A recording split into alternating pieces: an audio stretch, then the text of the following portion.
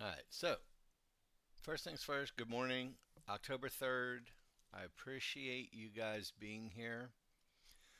I appreciate all of you guys who have sent me emails and messages and pictures. And I'm more than happy to go through any pictures that you guys have that you put into the market, or put into the chat room.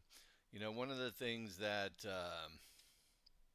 is probably one of the more beneficial things that we do is we give you feedback on your trades. And I don't want to just look at random trades. I want you guys to be able to when you mark a trade. There's a couple of things. First things first, I'm going to go to the user guide. And for those of you guys who haven't seen it yet, we kind of freshened it up a little bit. The information isn't any different, but looks a little bit cleaner. It's a little more well organized for all of the new users to be able to uh, hang out in this first section on the left hand side. Number one, how to join our Discord community, the app, the link to get you in, and then the second section goes through an indicator introduction. And again, this is not different than the other user guide that we have, but it's just laid out a little bit cleaner. Um, we put one of the very first things for those of you guys who are new in the user guide is how to mess around with your NinjaTrader. NinjaTrader is great, obviously, for what we do and for day trading and everything else. But if you don't know how to use it or understand the basics of it at first, this video is going to help you out. And then we work our way into trend and direction. Um, it's so vital that you understand where the market's going, when it's not going to go, why it's going to go, why it shouldn't go. And there's a lot of chart reading that you guys are going to be doing. Bear with me 2 seconds.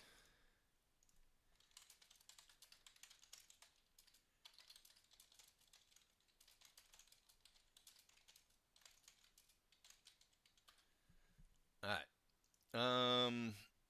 Something in our conversion, it opens in a new window and it doesn't expand up. So I'm going to have to work on that. But short version is if the triggers are going up, we're going long. If the triggers are going down, we're short.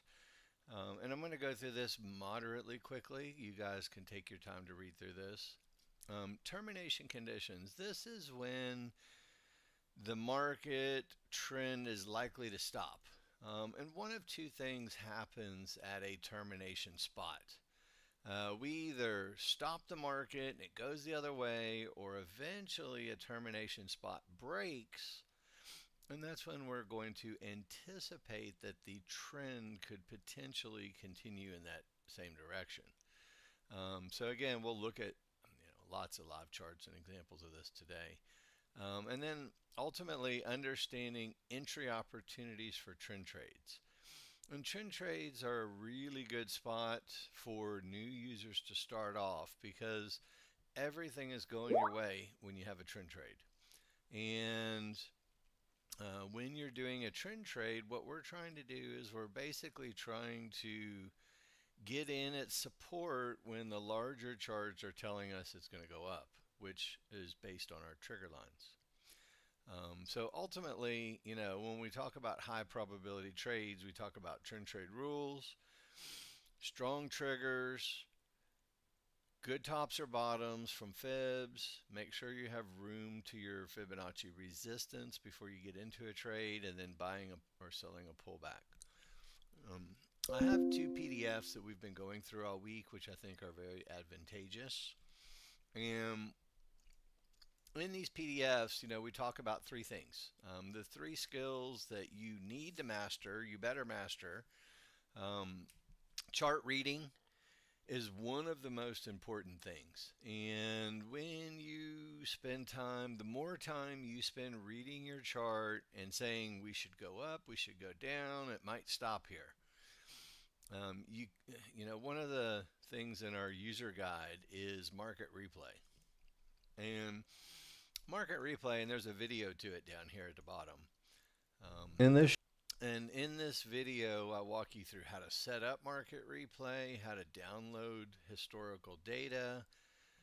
Once you've got all of your historical data, to be able to go back and actually replay a day. And, there's two ways to replay the day. Okay? Number one, replay it and just watch it. And you're just building repetition, repetition, repetition. The second part of replay is trading replay. So you can do both. You can trade if the market, if you have trade setups and opportunities, you can trade it as if it's live, even though it's not, it's on replay. Or obviously, in the beginning, you just want to see as many repetitions as you can of support hold, resistance hold, support might hold. And again, we'll get into my little PDF here and we'll talk about it. But, the short version is when you look at the market, you have to have an understanding of what might happen. And, again, anytime we get looks, whatever the look is, we have to be able to ascertain whether or not there's a trade setup or not. So, again, when we get to Fibonacci support, remember the two key words that we talked about in this PDF, and I'm going to show them to you here. Again, for those of you guys who are new, the trigger lines are going to be your number one most important thing that you're going to look at first. It's the easiest to see. And just think of it this way. You want your large triggers wide and you want the price bars way below them. Obviously, the small triggers will be down here too. When you're doing a trend trade, this is the look in order to do trend trades. Price bars completely above large triggers going up. Price bars completely down below large triggers going down. And those are your best possible trend trade looks on your larger chart. Everybody okay with that? Everybody who's new? I mean, it's going down or it's going up, and it's quite visual and quite simple. I don't want to belabor the point for too long. Obviously, if the market's going up, we want to buy pullbacks to support with the hope that the upward momentum is going to make support hold and take us up to the next resistance. That's it. That's the anatomy of a trade, of a trend trade. And the same thing is true if the trigger lines and all of the momentum is going down. We want to sell pullbacks to resistance areas with the anticipation that the downward momentum is going to make resistance hold and take us down to the next Fibonacci support. And this is the same process whether you're trading large charts, small charts, whether you're trading range charts, daily bar charts. I could pull up a daily Tesla chart and we can use this exact same logic. Strong triggers, pull back to support or resistance, and you would be a successful Tesla trader or Microsoft trader or Bitcoin trader or any type of trader. Doesn't really matter. The market doesn't matter. It's the look, the technical analysis look that's going to make the big difference for you. Now, our pro trader obviously is going to generate support and resistance. And, again, I'm not going to go through. You can watch the indicator introduction in the user guide for an explanation of all the lines, so I'm not going to do it here. But, again, one of the most important key concepts that there's a lot of key concepts, so I guess I should be careful with how I say it. But the short version is we're watching support and resistance on our charts. And one of the location and momentum are the two key factors for you when you're looking at Fibonacci support or resistance. Okay, if you reach resistance like we did here in the middle, and the triggers are very strong, which is obviously the example here, usually the market will break Fibonacci resistance and turn it into support. If the trigger lines are not strong, meaning And again, when you watch the trigger line video, you'll understand when you start to see the bar, the bottom of the bar below the triggers going up, and the small triggers inside of the large triggers, that's where we start to lose momentum. We're getting to a condition that we call weak triggers. And anytime you have weak triggers at Fibonacci resistance, it has a higher potential to hold. And what we're looking for is, the best tops and the best bottoms that we get is when we retest an area and the triggers are they're even weaker the second time than they were the first time. And that'll end up giving you divergence, this little negative number. But when we're up here, we want to start being very assertive for short trades. And then, look, vice versa, same thing. This is, essentially what you're looking for is a trend trader. You're looking for resistance to hold, and then you're looking for both triggers to be crossed down. And then during this pullback, you're looking for an opportunity to go short to take the market to the downside. Does that make sense? So think of it as fib hold, good top, strong triggers, nothing in the way from your entry area, and that's where we want to end up going short. And when you look at our trading plan, I mean, that's essentially our whole trading plan. Um, Good top or bottom. Here's an example of, again, an initial good bottom. This is the live market right here. But I want you to look. This is exactly, literally, the same picture that was in that. It's in the user guide. It's in everything else. Look, when we reach Fibonacci support, we ask ourselves questions. How strong are the triggers? And you can see clearly that the triggers are extremely strong down in this area. Come on, let me have my circle.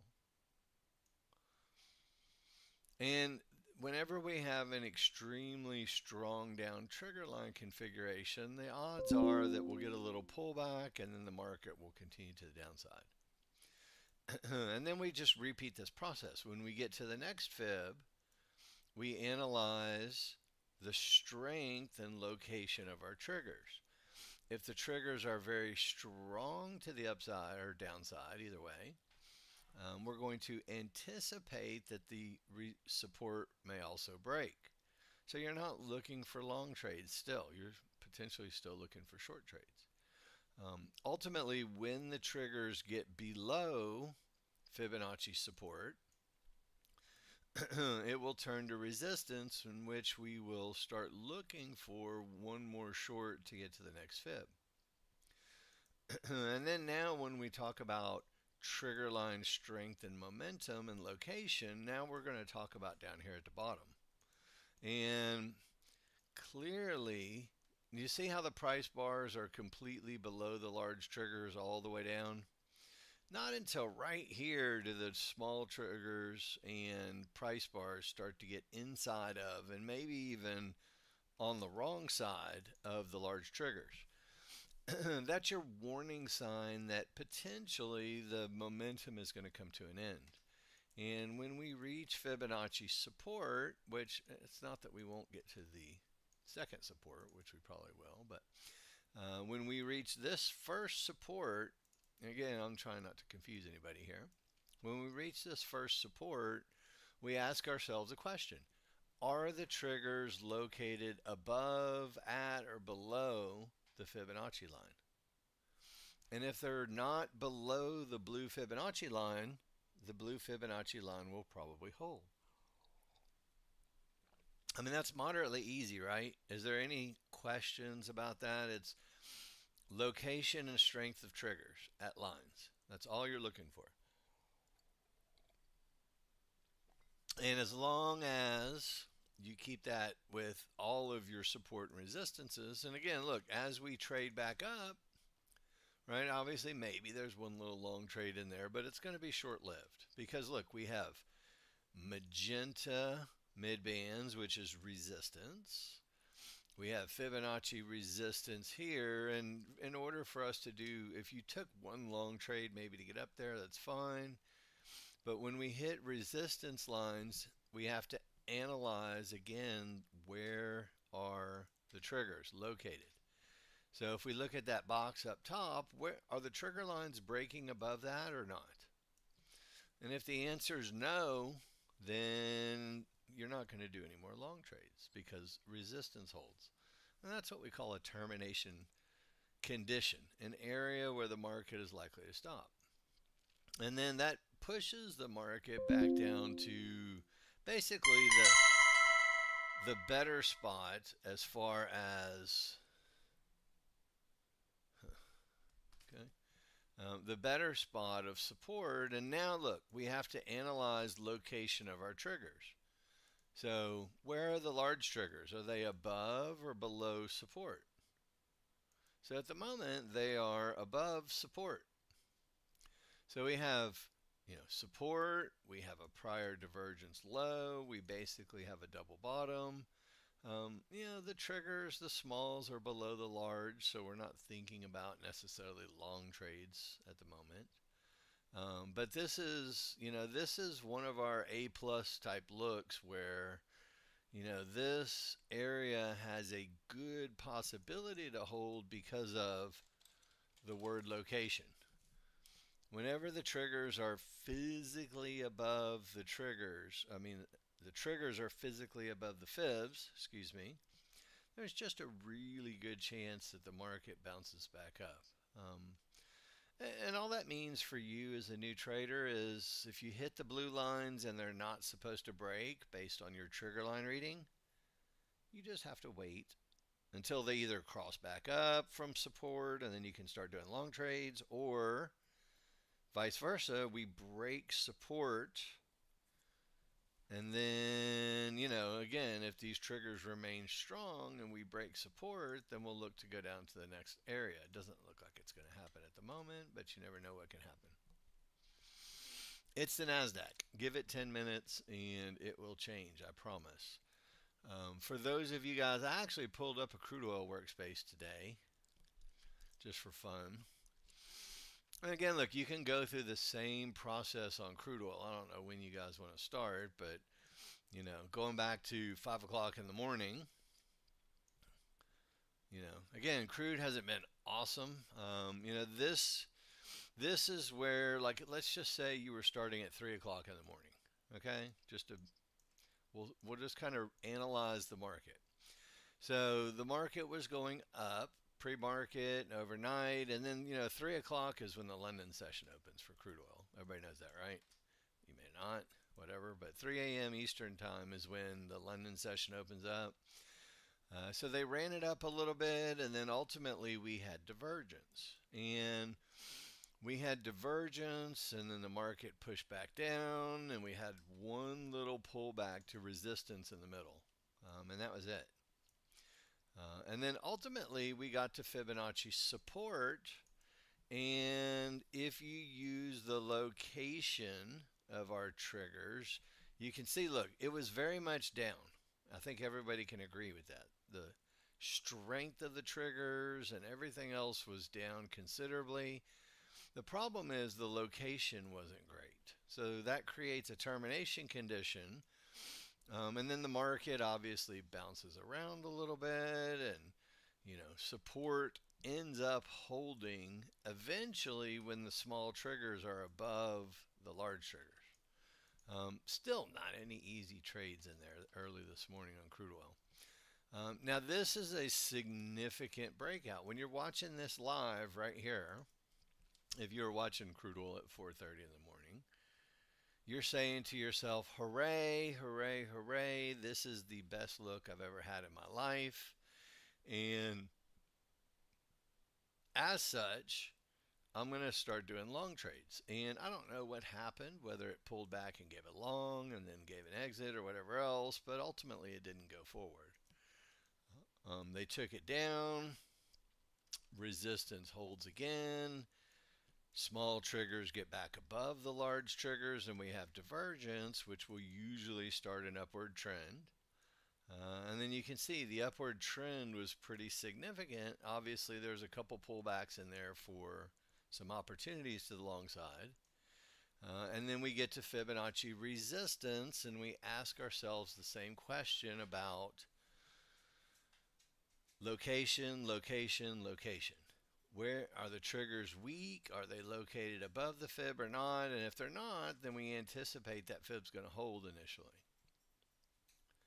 And then now we do the same thing in reverse. We look at this fib and we look at the trigger line location and we say, hey, the fibs may hold.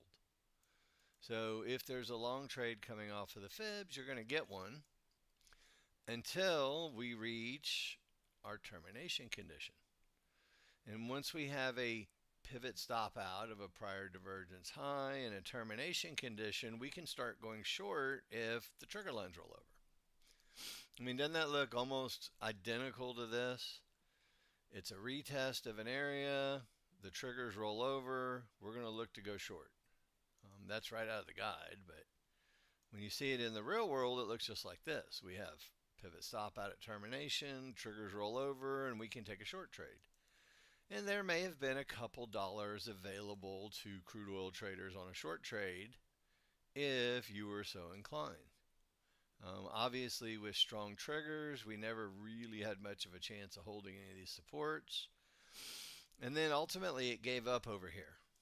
And this is the spot where, you know, the triggers were on the small triggers on the wrong side, which is always a warning. And then after divergence, usually the market's going back up. And then where does it stop?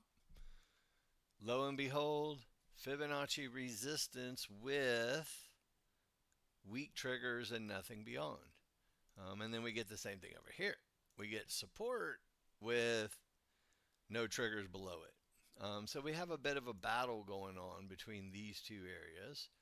Ultimately, support wins with divergence, and then if you were inclined, you had an opportunity to maybe go long a couple times. And then, you know, look, one-to-ones with divergence is a termination for us. So is support without triggers going below. And then right now we're in an upward direction and we have a bit of a pivot stop out. The strength of the triggers suggests what? Probably going to break through and keep going up. So again, you know, this one-to-one and potentially this fib are the next targets to the upside. So if this support holds, we may see more to the upside. There would be no short trades. It would have to be a long trade right here with the anticipation that we might go up or nothing. And as we look at our smaller charts, this is where that spot comes in. I think it looks pretty traditional as far as trend trade looks go. What do you guys think? You know, again, we're doing it into a pivot stop out, so you have to be careful. Any divergence would take it out. But realistically, you're looking at, you know, the 80 area up to 11, and then ultimately up to about, you know, 33 to 37 if it keeps going. If it makes a second divergence, the party's going to be over. So we'll see what happens. If it makes a divergence, this is where, you know, the divergence on the small chart will end the trend because of the pivot stop out on the large chart. So these two things go together. Steve, are you here? We talked about this yesterday in the email I sent to you, right? I think it's Steve, right? You know, so it's the same thing. As long as we don't make divergence, we'll anticipate that the upward trend will take us to our areas. So if it does make divergence, then we can get the hell out, which means you don't even have to have a stop past here. Because if it takes it out and lower triggers with this pivot stop out, it'll be over. So you can really start to tighten. The more it goes up, the more you can tighten your stop. And if you're long from down here, you've already probably hit your first profit target. So anyway, very good stereotypical look for crude oil trend trading. Now, I don't normally trade crude oil. I'm more of a NASDAQ fan, and the reason why is because there's 700 opportunities to make money a day. So, again, for new users, the S&P and the crude oil are going to provide to you, the opportunities to really, really, really be conservative and have enough time to really think through your chart reading and your trade setups before you take trades. If you trade the Nasdaq, you have absolutely no time to think. You have to be on autopilot. It has to be instinctual. Samuel, a pivot stop out. Again, look, I'm going to go to the user guide here. And again, when we get down into FAQs, commonly asked terms, stuff like that, um, I was hoping that my AI was going to kick in because whenever you ask a question like that, like it's supposed to kick my AI in and answer the question for you, Samuel. I don't know why it didn't happen. Let me take a peek. Maybe it's just being slow today, but I want to take a look real quick. Just give me half a second. I'm going to answer everybody's questions. I just want to see because I know I have it answered in here, and I don't know why it didn't.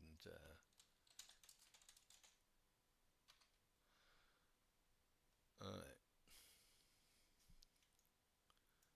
Huh. Should have. Yeah, it's on strike. I don't know why, but that was should have been the answer that kicked in, and it may do it later, but I don't know why it's not actually working. Anyway, I'll have to double check that thing. But pivot stop out stands for, and again, look, let me go into the user guide because I think that's probably the easiest way. A pivot stop out is one of our termination conditions. Whenever the market has the potential to stop. So, again, when you're going through our user guide, right? So we start off with the understanding termination conditions. And I just want you to know where it's at, okay? And a pivot stop out, and again, look, let me, gosh darn it. This is the section right here where it is divergence, pivot, stop outs. But these pictures, I think I have them from, I think I saved these off yesterday, but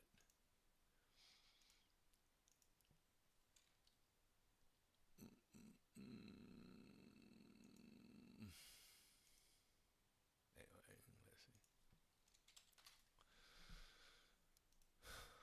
I'm making a bigger picture so I can blow it up. I don't know why my user guide is not. I'm gonna have to go back to the old user guide for a second until I do that. But anyway, short version. Let me give you a bigger picture. A pivot stop out is when the market makes a pivot low that creates divergence, which is this little negative number. And you don't have to know why or when or where. You just have to know that anytime there's a low, that's a pivot. And what happens is we get to the market retests the pivot. And this happens like all the time. And whenever they retest the pivot, we're going to do the exact same thing we just talked about when we look at our trigger lines. We're going to look at this divergence low and we're going to ask ourselves two questions. Number one, are the trigger lines below this line? Yes or no? And if the answer is no, then when the price starts to trade back up above that line, we're not going short anymore. And that's really all it means. And again, the weaker the triggers, the farther above the large the small are, the better the Fibonacci support area, the faster we're going to start looking to do long trades from this type of termination area. So again, if you're thinking about doing counter trend trades or going long or going short at tops or bottoms, you want to make sure that you have first a termination condition and very, very, very, very weak triggers and located correctly triggers, and then you can get away with some edgy counter trend thinking where you start using white paint bar trades, high volume trades, momentum trades. So that way you're in early because you know it's bottom. So, but the short answer is a pivot stop out is a retest of a higher low that has trigger line configuration that says it's going to fail. Yeah, but you're not trading divergence, Pete. When's the last time you're going to trade divergence? That's not what it's about. The divergence makes the line gets retested, then the triggers are evaluated, and then you can make a trade. So it's not over here where you're looking to trade, you're looking to trade over here.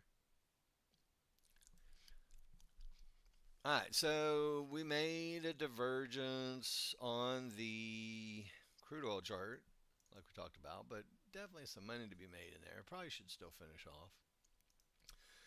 If you guys would like, we'll watch the NASDAQ. You know, the NASDAQ for the first, So look, here's live NASDAQ.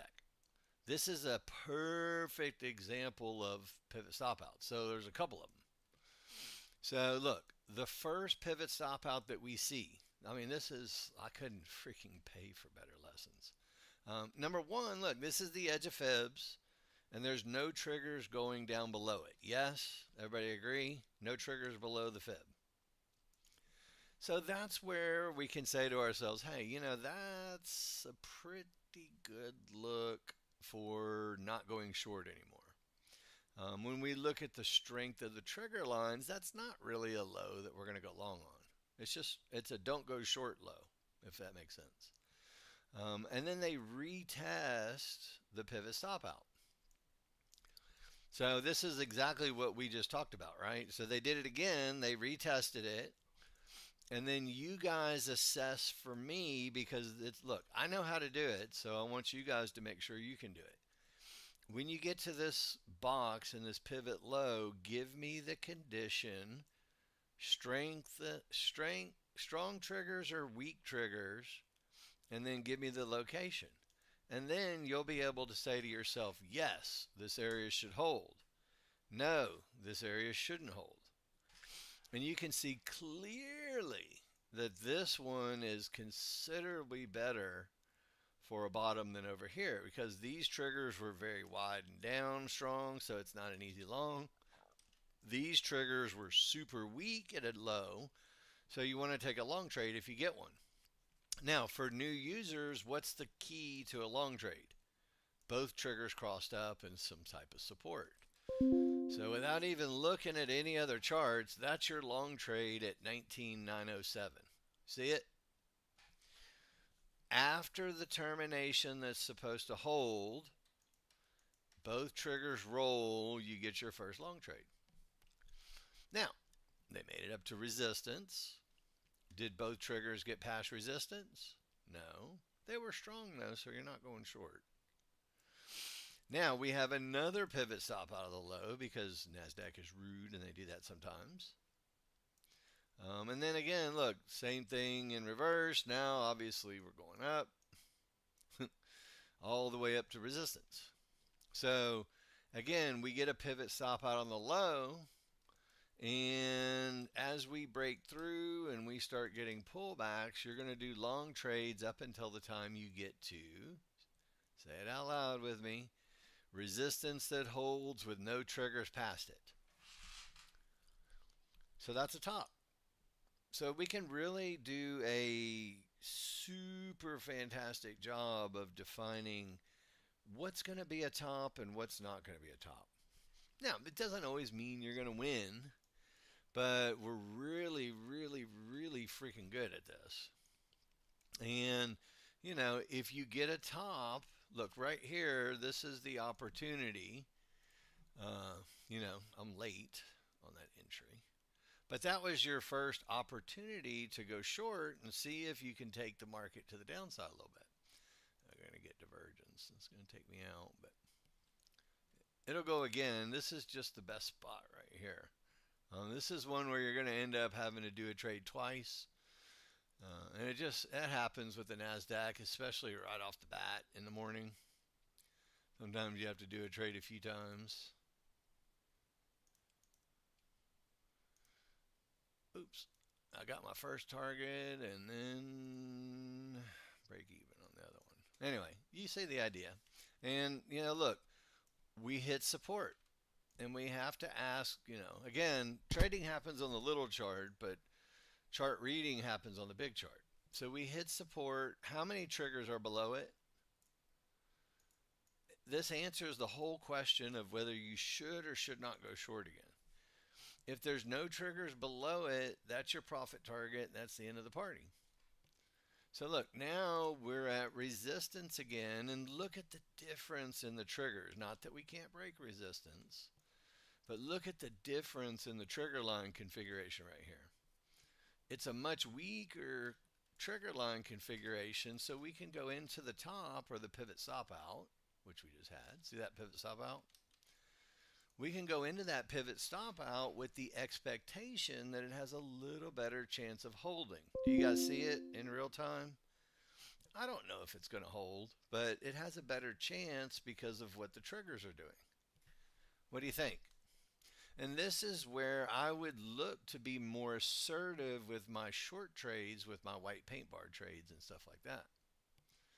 So if I had an opportunity, again, we did have an opportunity. This would be where I would go short right there.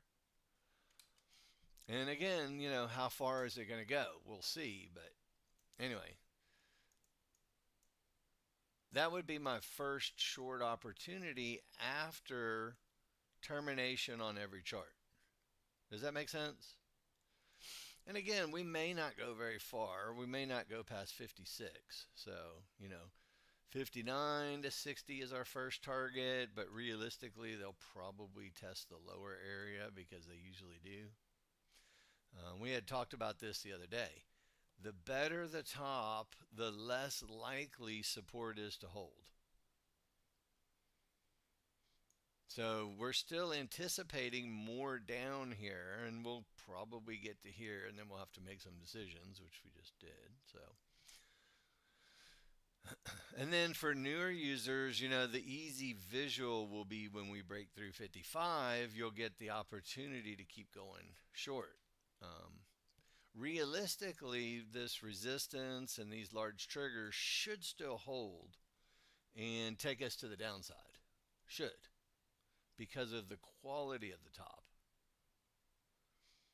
So we went through this yesterday a little bit. Does everybody understand this? And again, look, hopefully, what we do is not horrifically difficult. It just takes time and practice. Where are the key areas that are going to hold?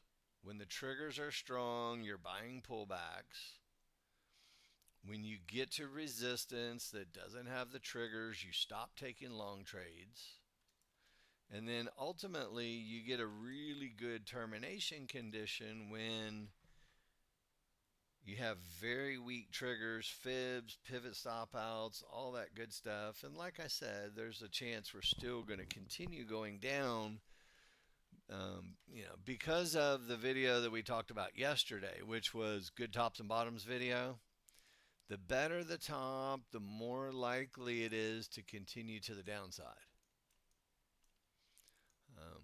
Anyway, the NASDAQ in the first 15 minutes is pretty insane. I mean, you have to be so super, super, super good with your trading plan. You just have to. Bear with me here 2 seconds.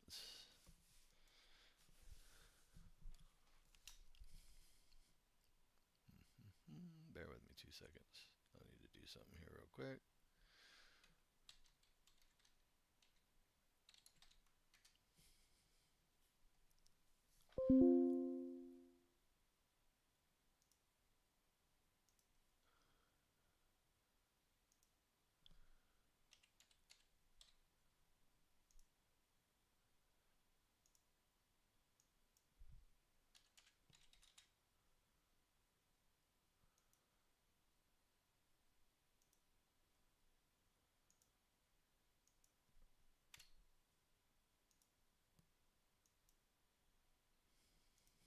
Okay, sorry about that. Anyway, Nasdaq insanity. Now look, they're making a run at a breakout.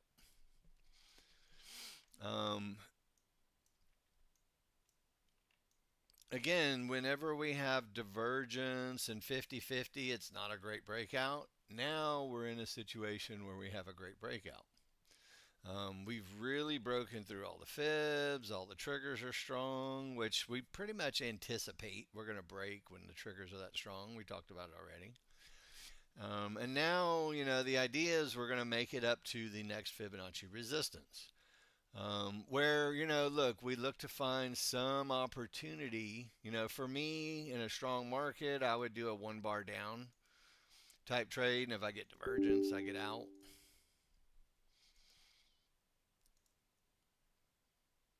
And because you get divergence, it usually is going to go a little bit lower.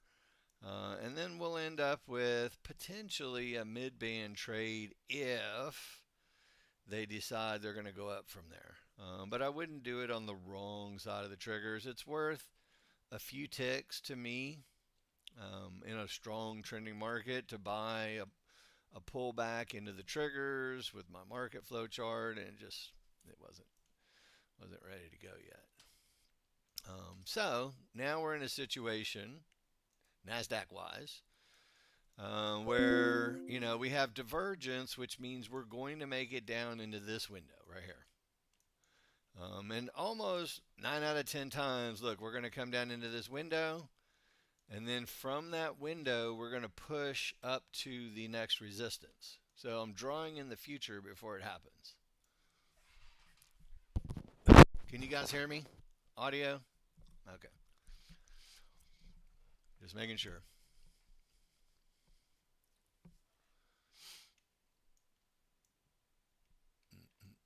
Man, they may not even make it down to support. Usually they'll come back to where the small triggers are. And then that should, if we're going to make it down into support, it should come from this area right here. If they don't, then you just sit back and watch. There's nothing you can do. All right, let me clean up all my mess here. Everybody okay with this?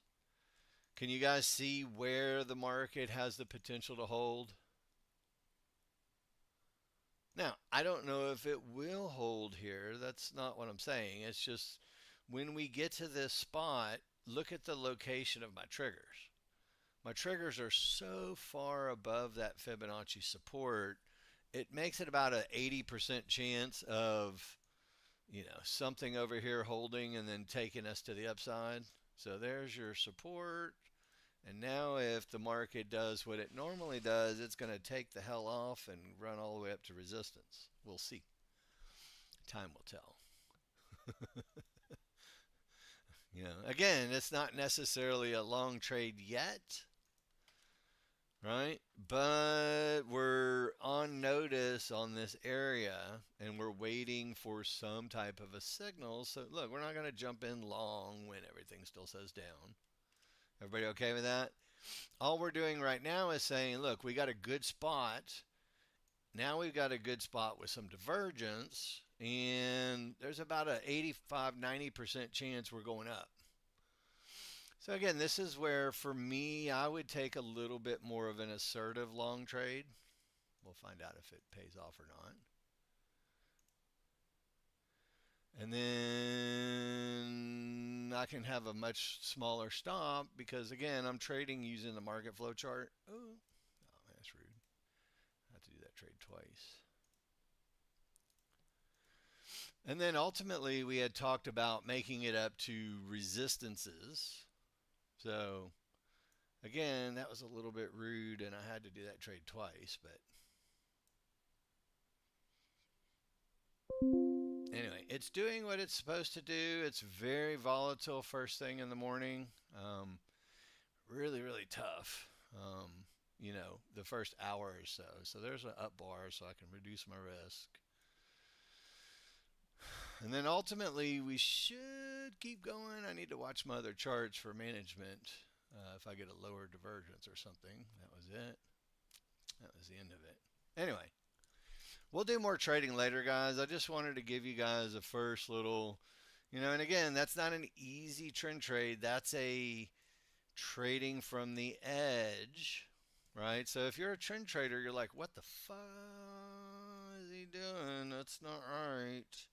And it's okay. From these areas, look, this is why you have the areas and you have assertive entries on a trading plan because if they go all the way, you make 900 bucks. And if you lose, you end up losing about 150. So, anyway, they wanted to come back down one more time and test the area. Now we're not going to go long with any type of strong triggers to the downside. Let me ask you a question. Are all the triggers past the fibs? Yes or no? That's the first question you ask. Are they all past the fibs? Yes or no? Not yet. So short trades are going to be a little bit more difficult at the moment. Not saying that they can't work, but usually you'll start to see, you can see it on your small charts too. We had an extra fib that caught the overrun. Now we have a higher divergence, which traditionally is going to end the trend. So this is a very traditional NASDAQ thing to do, which is to, uh, and this is where I would also do one more trade as a momentum style trade and see if I can get the rest of it. And if not, then we're going to be looking at a second attempt that fails. There we go. And obviously, we can take one of them off at 200 plus bucks. Never hurt anybody. And again, look, notice the bottom was a little more well defined on this chart. So again, what I'm looking for is another up bar, and then I can trail my stop, and then whatever happens, happens. And if they get me, it's okay. We'll end up, we'll have to ask ourselves a question: do we want to stay in a trade after? You can say it out loud if you know it. A divergence pivot stop out. No. We take half of them off. Are the triggers past this? No. So again, look, they're going to come down a little bit lower. They'll probably still go up because the triggers are up. We'll probably still make it to the Fibonacci resistance eventually because we normally do. So we will find out. Now you can see, look, we've got divergence. They're starting to warm up to the idea of holding support again, which is not a big surprise. When these small triggers get back above the large triggers, we get to try it a second time. All right, large chart analysis, guys. Number one most important thing. Fibs, where are my triggers? Are my triggers completely above the fibs? 100% above. So this is a really, really, really, really A plus look for the market to stop, which means we want to be more assertive on the entries with, or I do. Anyway. Ooh, shit, I got a bad fill. That was a horrible fill. Oh my goodness. That was just bad. Anyway. Alright.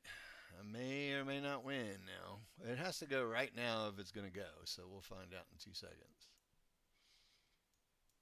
We need a higher divergence here, which will finish the move off. Again, I like to be a little bit more assertive at the edges. I had to fade a little bit of heat on this one. My read is still the same, that we should eventually take it up and get to the next Fibonacci resistance. Lower divergence is usually a really bad sign for your long trades.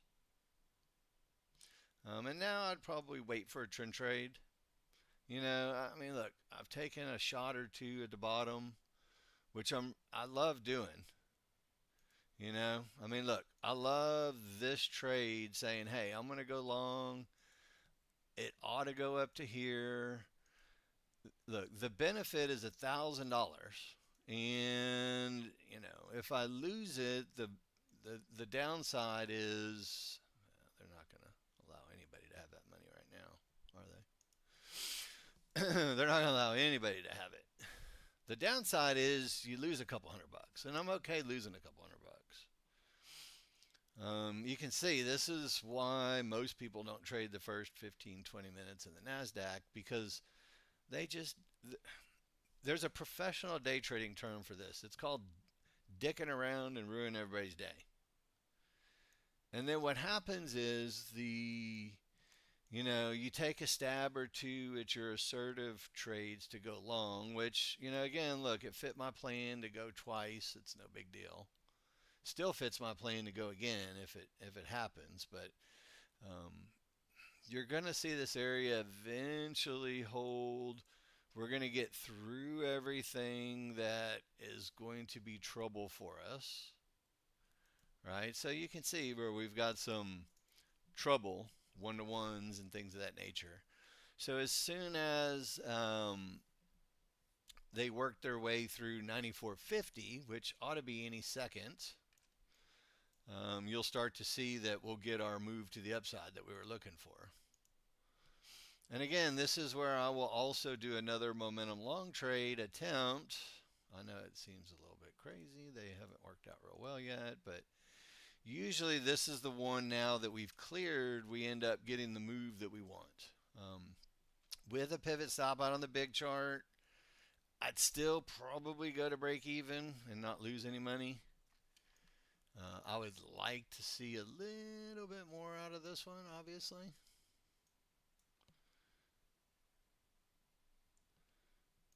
Ooh, they're not being super easy. All right, new stop, new pivot.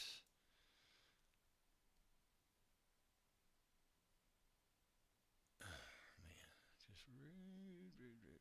All right, divergence with my triggers down. I'll go ahead and just lock in $400. We can always get back in again if we want. So look, I would wait for a close above the trigger lines to get the rest of the move. See how I put a stop right here? I don't know if it's going to go up and finish the rest of the move up, but I would have at least an up bar to help me out. And then if the market's really nice about it, we'll get back to prior highs. I can take a little money, and then I can get to break even, and then it can't really hurt me at this point. Everybody okay with that? So we took, a couple stabs at this thing, obviously. So one of them was right here with momentum.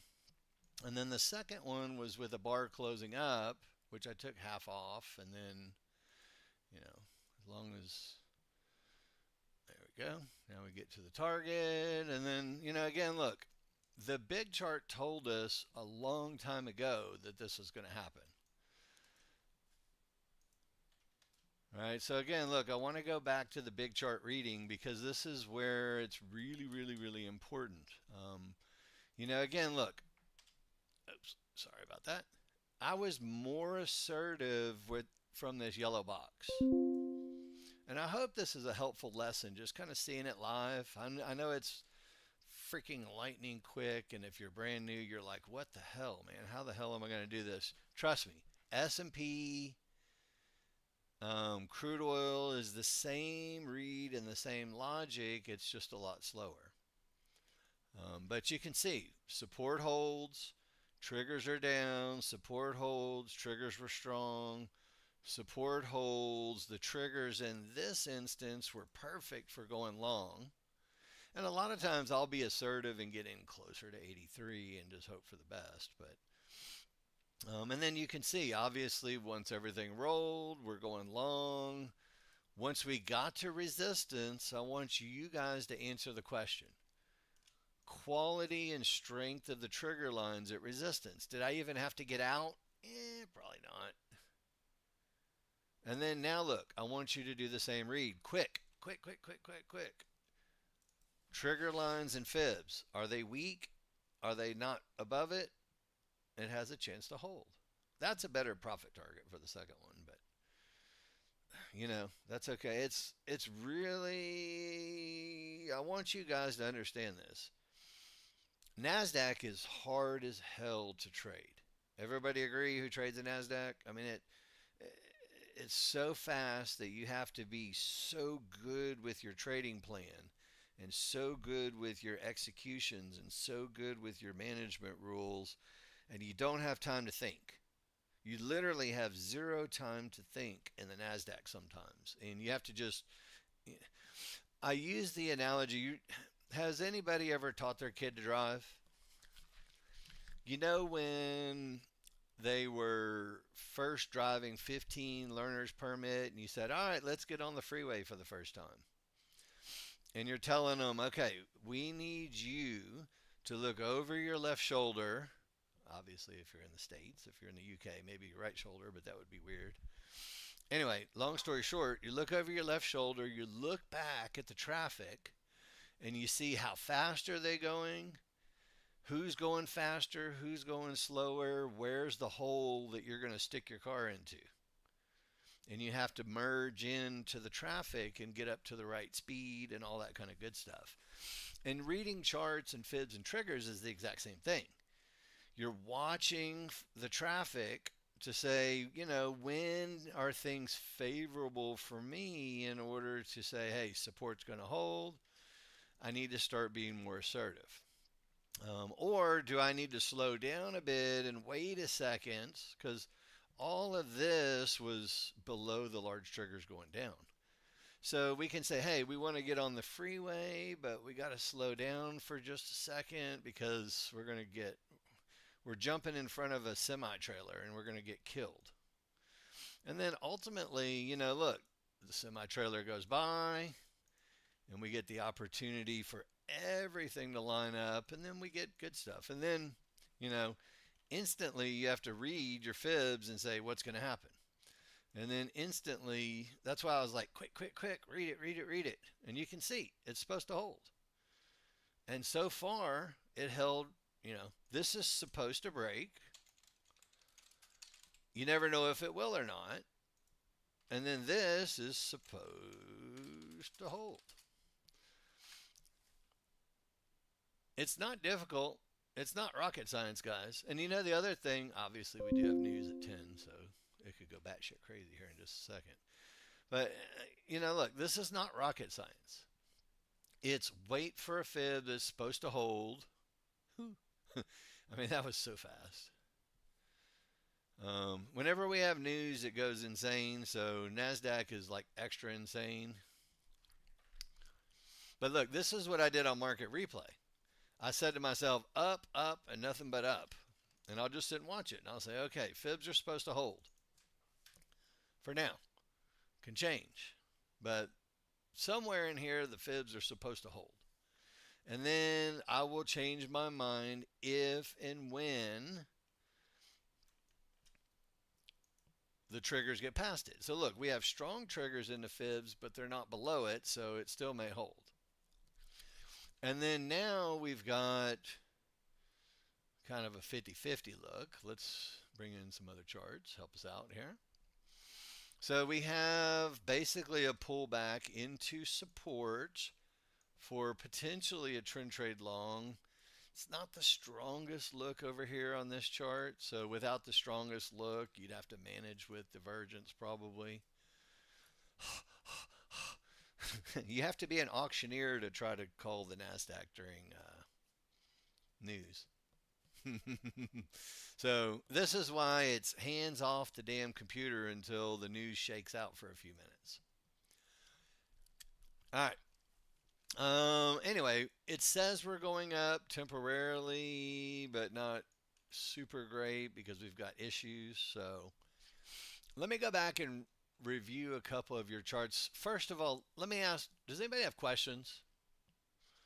Is there anything that you guys have heard that you would like me to review? Let's just time out everything for a second. And I'm going to go back and I'm going to look at your pictures. So Jonathan, you had long trades with everything going up and you made some money. And then you had a short trade with everything going down and you made some money. So nice job with that. However, what rule can I use for an entry would be helpful here? Okay, I have the answer to your question, Jonathan. Whenever you expect the market to continue up, but you don't have a good reason to get in, number one, you don't have to get in. But number two, yeah, put your question in, Adriana. Um, Number two, look, in our user guide, which let me pull it up for you. I'll show you the picture. Mm-mm-mm.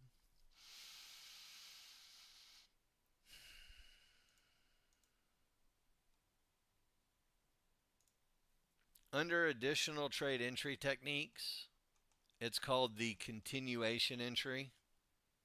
Jonathan, let's see if I find that damn picture. Okay, so this is the picture right here.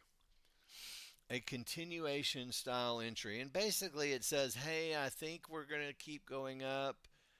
Essentially, you just buy a pullback to your small triggers after they roll over. Okay? I mean, that's it. Entry at your small triggers after they roll over. So that's pretty much the answer to your question on your picture, which is how can I get back in on my big chart? And once the small triggers roll back up, that's the answer. Now, you're doing it in, there's not a lot of room there to make a lot of money, but that was the answer. Let me keep going here with your pictures. All right.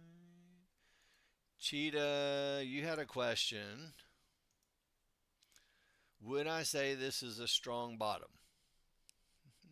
No, I would. So, there's a couple of things over here, Cheetah.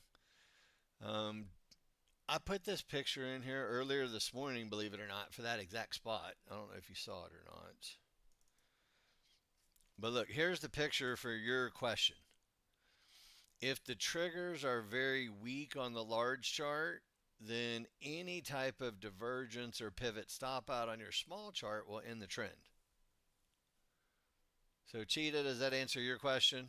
I know I sent that to you too, but whenever you have this very weak trigger line configuration, the pivot stop out and termination conditions on the small chart will stop the market. So that's the answer to your question. All right, let me go on and get caught up here with other stuff that you guys posted in.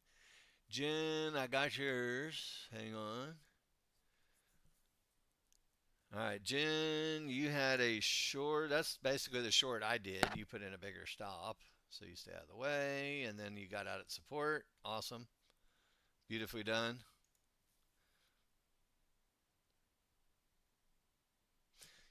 I might point out one difference for you guys on the NASDAQ.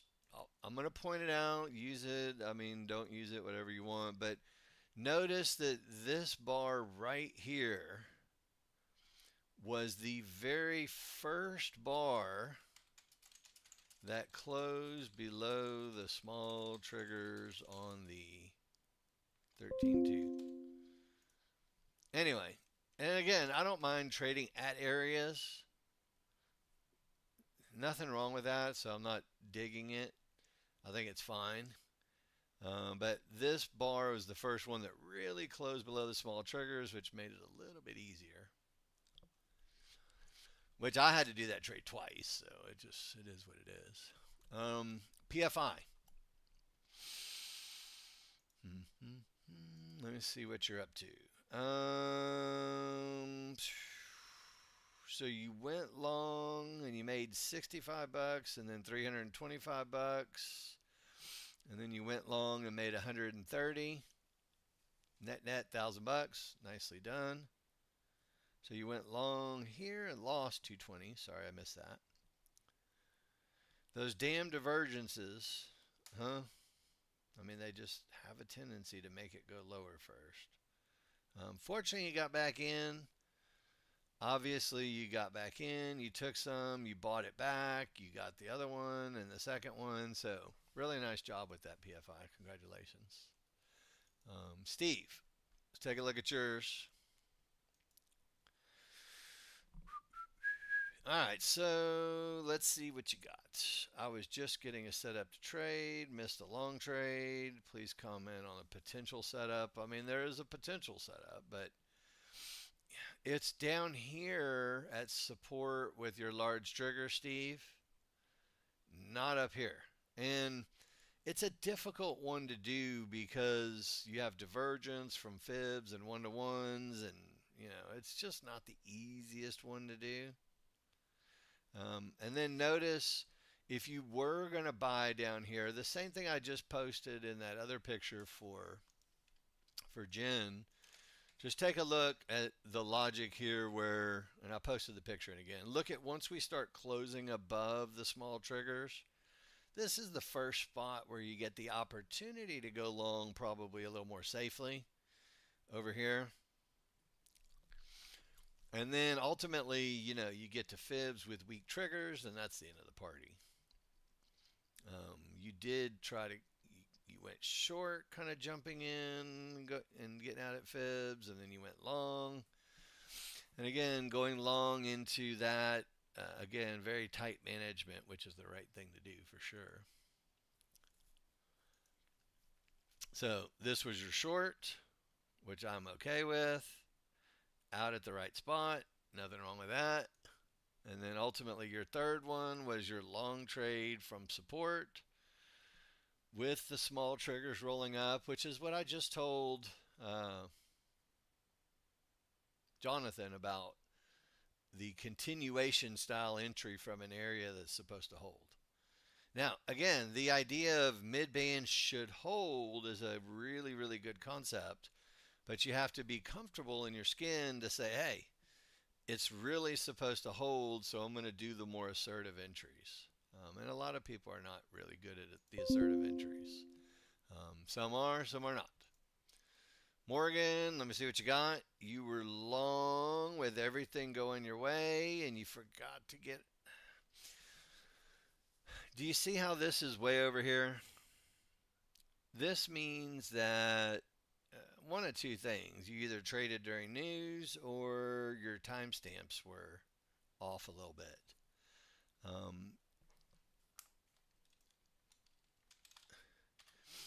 What you guys need to do after you clean out your data in the morning is go down and sync your clock. Because then you'll sync your data feed time and then your little markers will be at the right spot on the right bar. So even if you got out here, it's this millisecond in between that makes them plot over here instead of at the right spot, just because the timestamps from your clock on your computer and the data feed are off, if that makes any sense. Anyway, that's why they posted a different spot. Anyway, just not that big of a deal, but I always sync my time in the morning as well, so everything's synced up really nice. All right, Cheetah. We went through this one. Gary, let me take a peek. I already know what your trade is. Everything was going up. You went long. You made a ton of money. Congratulations. Absolutely nothing to say about that other than you rock. And PFI, you just passed your first evaluation on that one. Good. Haji, let's see what you're up to. All right, Haji. I really look, Haji. This is the best chart that has been posted today, and I'm going to tell you why. It's not because you lost money and it really looks horrible. It's because you had the balls, or or maybe if you're a girl, the ovaries, whatever. You have the right anatomy to go in and say, hey, I lost. What the hell did I do wrong? And this is the best thing that we do as a company. So first things first, we have to look at trigger line strength and direction. So I'm going to just label it for you. So, and again, you were thinking that you had a good bottom, which you actually technically did have a good bottom. So it's not that the bottom was wrong. Okay, you just have very wide open triggers to the downside. And here's the other thing. If you didn't have support here, Haji, so let's say there was no Fibonacci support here and you had these triggers, this would be your trend trade short look. This is a trend trade short look. Mid band, both triggers going down, it's red, everything is going down, and you went long. So you literally went long into resistance with all of the trigger lines going down. And that's why you lost. It's just too early. Does that make sense? So you were thinking the bottom was in, and I think it's 100% good idea to try to be assertive, but you need a weak trigger to be assertive. So this is the little piece that you were missing right here. Weak trigger at the low to be, to be assertive on longs. And you see how it wasn't weak, it was strong, and that's what ended up ruining the party for you. I wrote a book. You guys saw my book, right? And it's a joke, but it's very, very consistent. And every time I break it out, it's obvious. I mean, it's so obvious when somebody points it out to you. It's almost embarrassing. And I've done it. You've done it. But how to commit financial suicide in one easy step: trade against strong triggers going the other way. It's almost guaranteed to ruin your day. And anyway, this is a perfect example of strong triggers going down and you're trading against it. And it is truly, it's not only financial suicide, it's confidence breakers and you think you're doing wrong and you were hoping to do. And, we spent a lot of time at this area, obviously. And eventually it did work when the triggers were weak. So hopefully that helps you with your thought process at the tops and bottoms, making sure you have those weak triggers first. But thank you for posting that loser, because that is the most important thing on God's green earth you can do with us. All right, so we might have missed a smidge of action. Look, you can't. I mean, it's so easy to read once you spend enough time with it. Obviously, I've got a couple years under my belt, so it's very easy for me to read. We have resistance, it breaks, and all of the trigger lines are above it, so you get the opportunity for some type of long trade. And then ultimately, we have a weak trigger with divergence, which means almost 99 times out of 100, we're going to come back to support in the mid band, and then we're going to go back up again, right? I mean, almost always. It's freaking damn near guaranteed.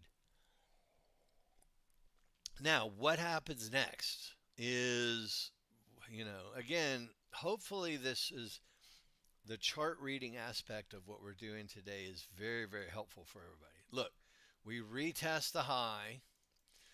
And when we retest the high, I want you guys to tell me the condition of the trigger lines at that high. It's pretty significantly down, right?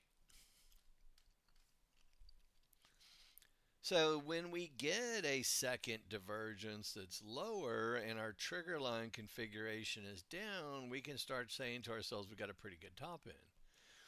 And then ultimately, as we get to support, and the triggers start to get beyond the support, hopefully somebody took a short trade. This is like the premier, perfect, I love that short trade. And then look, if you went short, there was a couple dollars to be had if you were so inclined. And you don't have to worry about going long until something holds. So eventually, blue Fibonacci support holds, with strong triggers. And if everything rolls up after that, you can have an opportunity to go long on a pullback if you get it. So, again, you may not want to go long assertively after that much of a down run, which is fine. Hopefully, you were short several times. There's two or three spots where I see we had pullbacks. So there was opportunities to get short until we got to here. And then when we get to fibs, you stop going short if the triggers don't get below it. Everybody okay with that? Pretty simple. And if everything rolls up, you can try to take a long trade until you get to some resistance that holds, that has a weak trigger. This is like every lesson on the planet all in one day. So this is going to be a really good video to go back and watch for chart reading. And then look, we get our classic 50-50 look. I say classic. 50-50. Let me show you the picture for the 50-50. But the 50-50 doesn't mean you can or can't trade. So it's a look on the large chart. 50-50 look is not odds. It's 50% of the triggers are above the area. 50% of the triggers are below the area. Does everybody understand that? So we have an area in question, and then we've got 50% below, 50% above. And you can take a trade with a 50-50 if there is no divergence. If you get divergence on your small chart, 50-50 is over. And then ultimately, it's the same thing over here. We get a 50-50 look, and so look, this in the live market, or at least 3 minutes ago, was a 50-50 look. Everybody give me a yes or no, you understand this. 50-50 look, half the trigs above, half below. And so what we have to do is at this spot, which you can't see on this chart, we have to ask ourselves, what the hell happened on the small chart right here? Did we have divergence? If we did, it's over. Did we have one-to-ones? If it did, it's over. So that's the spot on the small chart we have to analyze and say, at 50-50, what happened?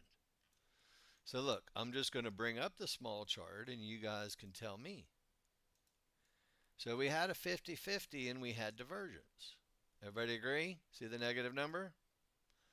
And traditionally, you're not going to do trend trade shorts with a 50-50 after divergence. If you were so inclined and compelled, I would be okay if you took a shot at it. But in true 50-50 fashion, they did the same thing that they do most of the time, which is they came down some, but this is the ultimate exit for our purposes. And traditionally, that's going to end up killing the 50-50 and making the whole thing go back up again.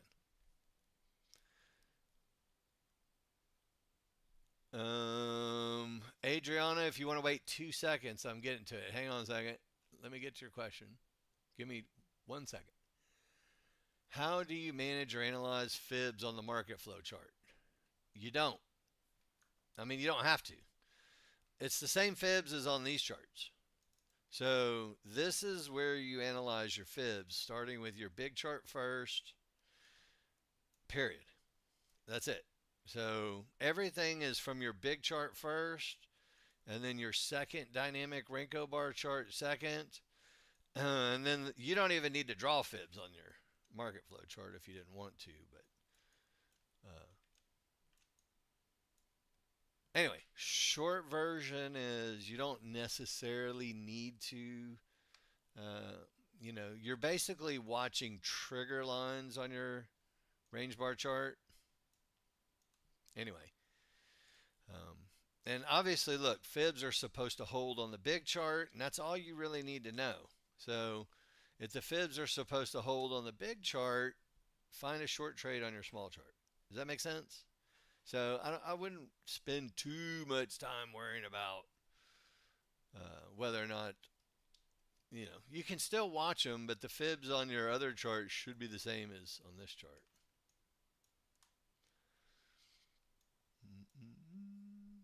All right.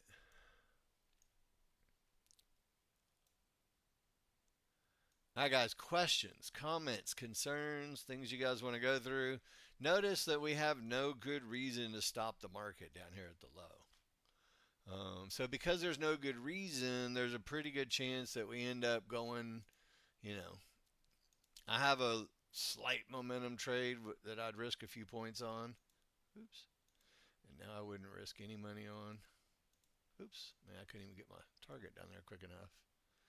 Anyway, hopefully, I mean, that kind of stinks that I wasn't able to move it quick enough. But for me, look, divergence, we're going down. We're going to make it to fibs. This was one of my, I took it, obviously, but I could have made a little bit more money had I actively managed that trade just a little better. Adriana, have a great day. 2,455 bucks and leaving. Freaking awesome. Awesome. All right, so for now, more down and nothing but until this 55 area gets taken out, right? So there's a good chance 55 holds, and then we go down to 1930. We'll see if they do or not. We'll find out.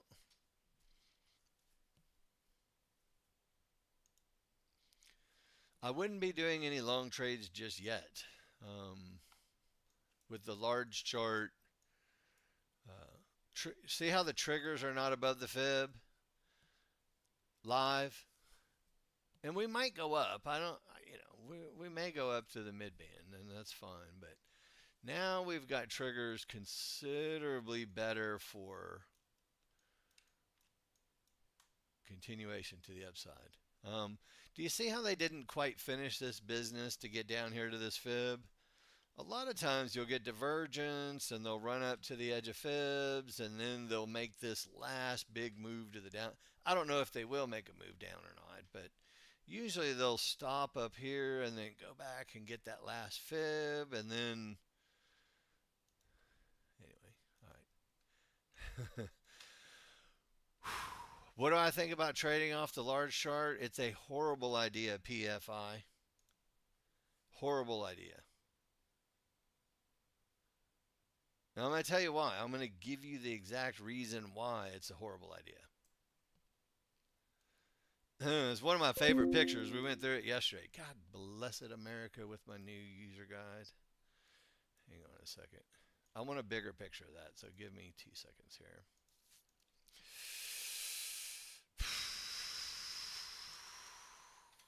Bear with me 2 seconds. I've got some of my short links here. Okay.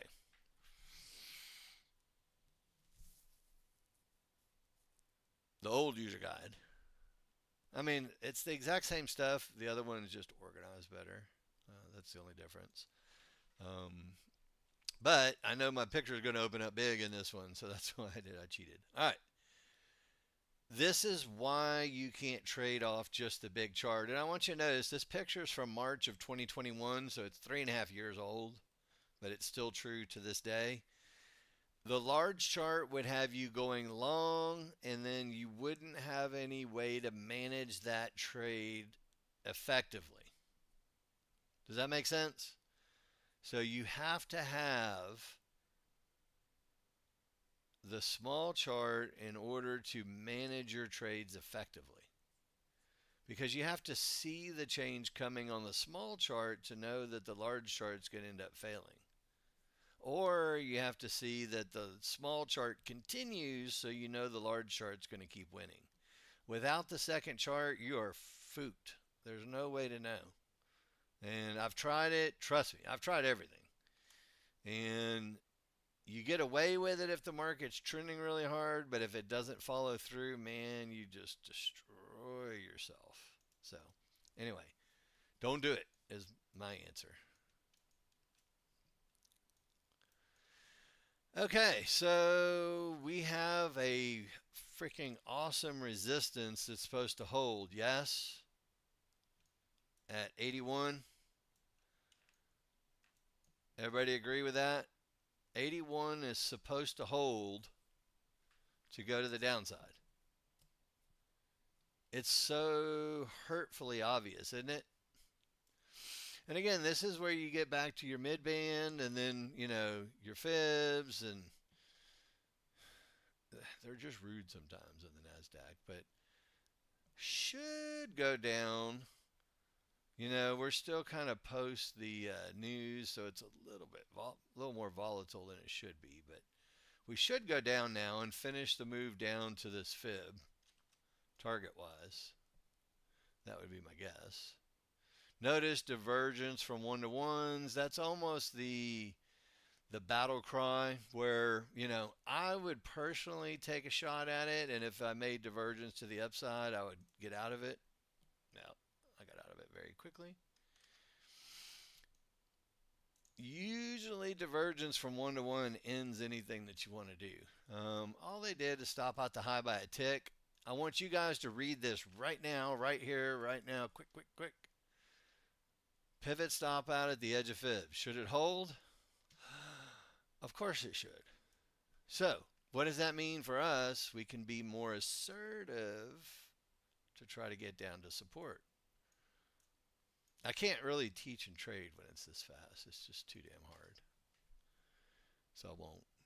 I'll just teach. You guys trade. We'll go from there. All right, Joe, let me see what you got.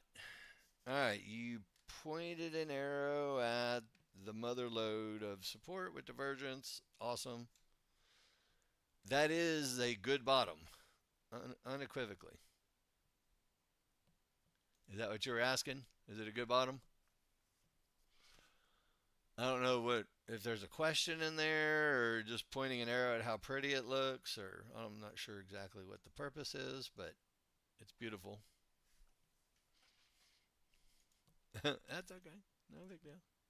All right, guys. So look, this is the precursor to potentially range-bound markets where resistance should hold and support should hold.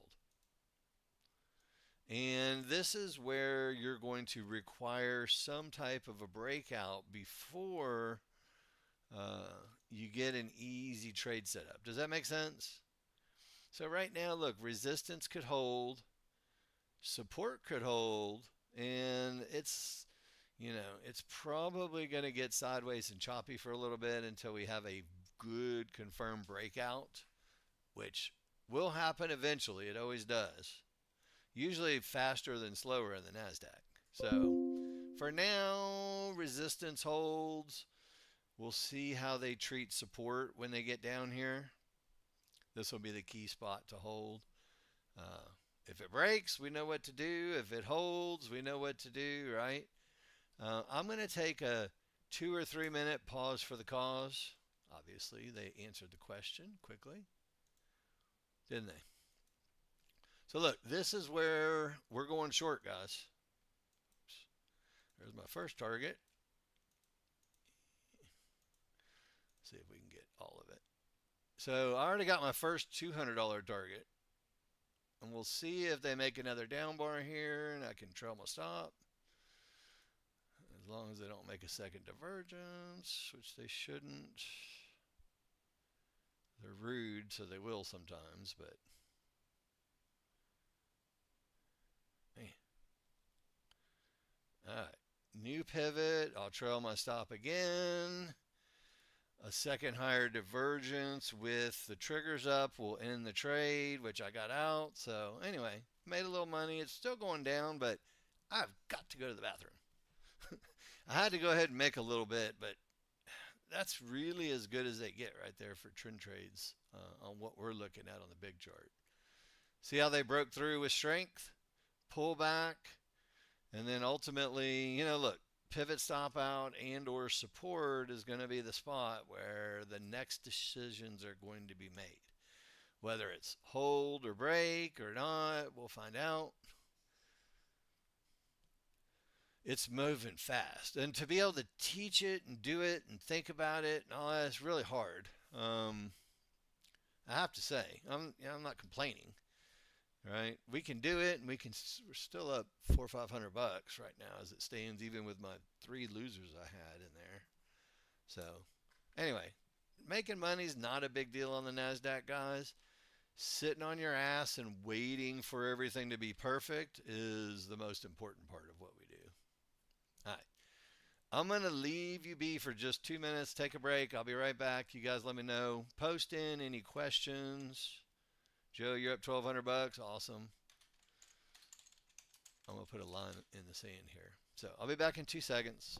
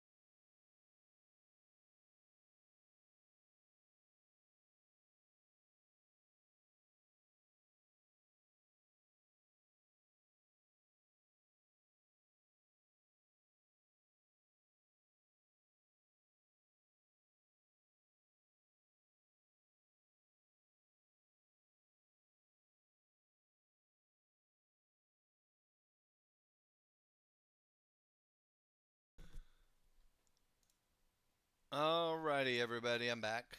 Can you hear me okay? Just want to make sure. Notice, look, we didn't have a super great top up here. Obviously, we had divergence, and then we had a lower divergence, which usually will make it go. Whenever we don't have a great top initially, you can almost bet money that the mid band's going to hold and make it go back up and retest the area. You see what I'm saying? So the top wasn't great, so the mid band usually bounces. And then now we have resistance that has a better chance of holding. We'll find out in a minute. You see what I'm saying? Over here, the resistance had no chance of holding. And then now, trigger line strength and location suggests that if you're going to be more assertive for short trades, that's really the spot right there. Does that make sense? You see it? And that's pretty easy, right? I mean, that's not rocket science. And then ultimately, look, your short trade will hopefully go down to here. And look, if you were waiting for everything to go your way first and not doing the assertive, trades that we teach, which is okay. This is where obviously you're looking for some type of a pullback, which usually you don't get in the Nasdaq. You got to do momentum trades when they're this jumpy. But anyway, look, for me, my momentum trade there was one spot. I mean, obviously, it's a pretty damn good idea that we're going down from up here first. But this is the spot for me where I would do a momentum trade through the mid band with a bar up to go short. And then obviously I drew in a line where the target is. Pretty freaking easy to see. And again, we're not going long. Just because you get to a target, you're taking your profit. And then we're going back to the big chart. Most of the time it's from the range chart, Elvis. Sometimes the 13.2. but most of my trades are initiated from the range chart. So anyway, look, we have fibs, but somebody tell me how strong the trigger lines are. I'm just going to say very. I'll answer it for you. We'll call it rhetorical. Wouldn't you guys agree that these triggers are too damn strong to think that support's going to hold just yet? The locations suggest it might, but that could change in an instant with strong triggers. So we have to just relax for a second. Just wait because strong triggers have a tendency to break things. So now that we're a little bit weaker, we'll see. We'll see. But we have a little better chance now with a little bit of a weaker trigger. What do you think? See it? And again, this is where, look, do you want to do assertive long trades? The downside of assertive long trades is if they don't stop right there, you lose $100 like I just did, no big deal. And then you wait for a second one. This one fit my rules for a momentum trade on top of the one to ones, but that's why I also had my stop very, very tight because if it got below them, that's it. So they're trying to decide now if they want to do it again or not. And the answer is not yet. So anyway, one and done at the moment until something else changes. And you can see there's a pretty good chance that, well, is it helpful for me calling the market live so you guys can see the analysis? Fibs and the triggers. Should it hold? Yes or no? Should the fibs hold? The answer is yes. So, do we have a short trade that makes a lot of sense? It's not super pretty right here. And again, trading into one to ones and one to ones that cause divergence is a horrible, detrimental thing to your trading account most of the time. So I say we let them shake out for a second and give us something easy and obvious. Because look, if they don't go down, and they overrun an area, then they end up going back up again. And now we're clearly in a position where, look, I'm buying a pullback with momentum. And if I lose momentum, shit. I couldn't even put my stop there quick enough. That's my perfect momentum trade right there. And then the minute I lose momentum, I want to be out. So you're risking pennies on the dollars to go long. Didn't go, which that's fine. Now we have the same thing in reverse, don't we? We have a trigger line, fib break, strong triggers, and essentially we had momentum to the downside. I can't get it by the time I talk about it, but every momentum trade ends with divergence and a loss of momentum. So you have to be like lightning fast. I mean, you have no time to think and no time to decide. And again, this is where, potentially they're going to stop at resistance and then give us another opportunity for the short trade right there. We'll see if, well, there's one of them. And there's the other. See how fast that was? I mean, that was like, I went short right there. And it's so lightning quick. And obviously, we got to get out at fibs because how many triggers are below it? None yet. So we take our money. If it gets below it, we can go short again. Like right there. Too god dang fast to do it. But you can see it, right? I mean, look how easy that was. It broke fibs, pulled back to them, go short, and you are freaking making money hand over fist. And that's why you see people up two, three, four, $5,000 a day because it's very easy to make 2,000 bucks on two contracts without even blinking on the Nasdaq if you're really, really, really, really good at your trading plan. If you're not really good at your trading plan yet, which is totally okay, right? Nobody starts out great at anything. This is where markets like the crude oil market going slowly give you the opportunity.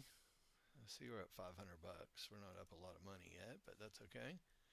Just on sim. I mean, I'm up 1,000 bucks on each of my other accounts right now from this morning. So, um, look, we'll read crude oil, and this you'll have plenty of time in crude oil.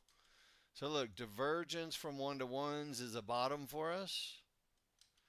You can take a long trade.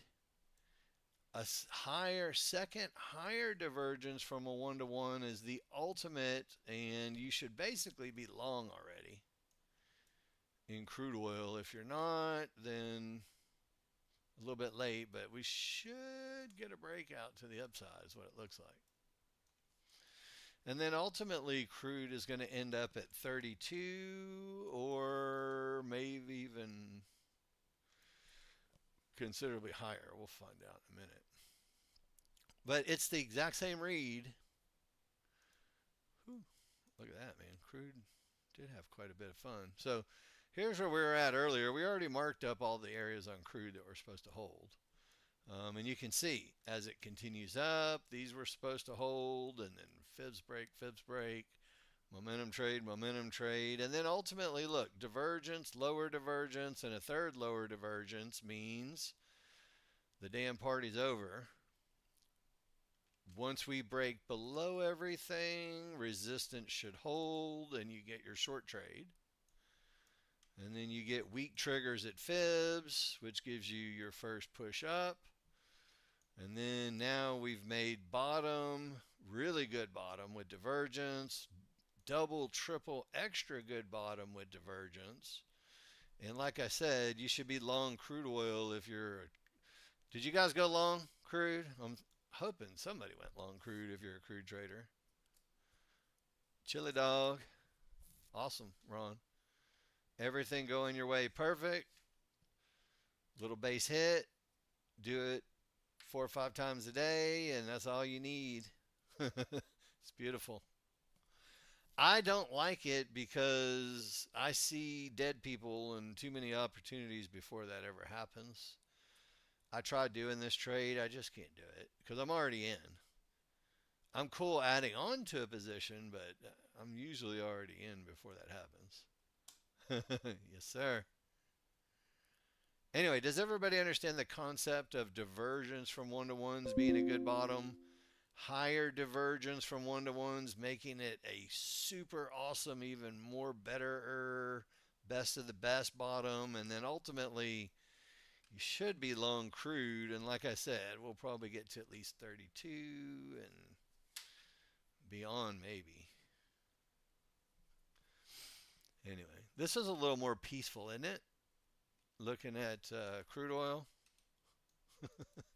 than the NASDAQ. The NASDAQ is like smoking meth and playing video games on 10, which I've never done that, but it would seem that way to a new user. I mean, it's just absolute insanity. This is peaceful and easy and slow. It's video games on 2 or 3. Did I say that out loud? I was just trying to be funny. If you have a meth smoking problem, I apologize. Seek help. I didn't mean to offend the meth smokers out there. I don't have political correctness. I don't care. If you've ever seen Dana White in a press conference, that's about how I feel about it. I just, you know what? I don't have all the sensitivities. I was born with half German blood, and I think I'm more pragmatic than I am sensitive. Let's put it that way. Anyway, okay. Back to the freaking NASDAQ because who the hell doesn't love all this? So let's take a look at what happened. We had divergence from the bottom. Triggers started going up, and we had maybe an opportunity for a long or two if you're so inclined. If you're a proficient chart reader at this point, which I hope to God you're getting better at reading your charts after today. We spent a lot of time on chart reading, chart reading, chart reading. What's supposed to hold, what's not supposed to hold. Obvious that this is supposed to hold, right? Right. All right, Gary, that's a good one. And again, look, we're going to keep going. There's no reason for it not to keep going. We may now see a little retracement after a couple bars down, but again, look, we would expect. Oh shit! I went the wrong way. Damn it! Don't you hate when you go the wrong way? Hit the wrong button. Anyway, we would expect it to go up unless, of course, they make a third freaking divergence. And then ultimately, you're going to have to go long a second time if they make a second divergence. Man, they're not going to give it to anybody, are they? It's just rude. All right. I'm going to have to lose that one and be done with it. All right. So that's the end of the up party for the moment. I'd still say they go up and they're just being hurtful. They do that sometimes. But they want to go down. This is why you can't trade with just a big chart. You got to have the small chart too. They usually will go down and retest the fibs and the mid bands, and then they start the party over again. So this is very, very typical. And again, you guys can assess this support area. Yes, the triggers are down into it, but eventually, is it going to hold based on the location of the triggers? That's what we have to ask ourselves. And if the answer is yes, look, here's what we're looking for, right? They came down lower, and then we're going to look for them to do what we call finish the business. So what we want is 76 to hold, give or take. If it does, if it breaks, then we know what to do. But if 76 holds, then we want to trade up to the 2024 area. If it breaks, then, now we know what to do. And, look, sometimes they're rude about it. They'll go down and look like they're going to break. Fib says at the moment it's going to hold, so no long trades, maybe a short trade. No, there's not a short trade. This is the classic overrun look. They break out, they make divergence, they make a second higher divergence. Now our trigger lines roll back to the upside. This is where ultimately I would do a momentum trade from the one-to-ones, trying to get the rest of the money to the upside until we lose momentum. And then ultimately, you don't even have to risk a lot of money on this because, if you get divergence, they're going to come back and get you. So we don't even want to see divergence. So again, look, that's over $200 a contract. That's usually the first profit target. I didn't take it. I have pushed it up a little bit higher. But I will take it if it goes back up again. If not, look, it should go back up. Should. All right, so there's my 200 plus on the first one. I got my stop below a pivot.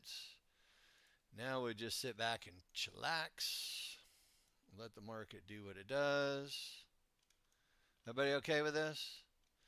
And again, we're probably going to go higher than 1875, but you know what? Give me $650 on one contract. I'm pretty happy.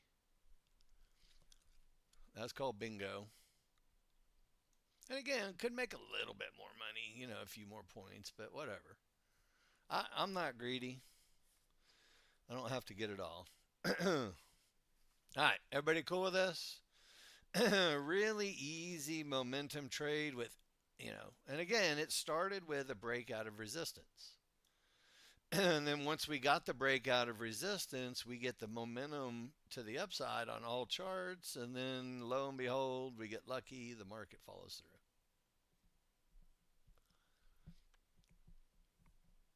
Everybody cool with that? Now, we obviously make it up into a bunch of fibs and we've got some trouble.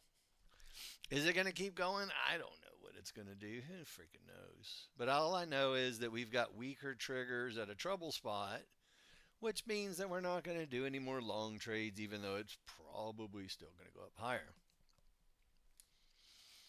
Well, yes, Elvis, 100%. And Kurt, yeah, it is because I've spent 50 million hours reading my charts. So I'm really freaking good at it, which everybody can be, but it takes time. And again, the good chart reading is one of those things, that it's a skill that you have to have. It's your number one skill. So when we talk about, everything needed to win, the very first picture in this PDF is chart reading.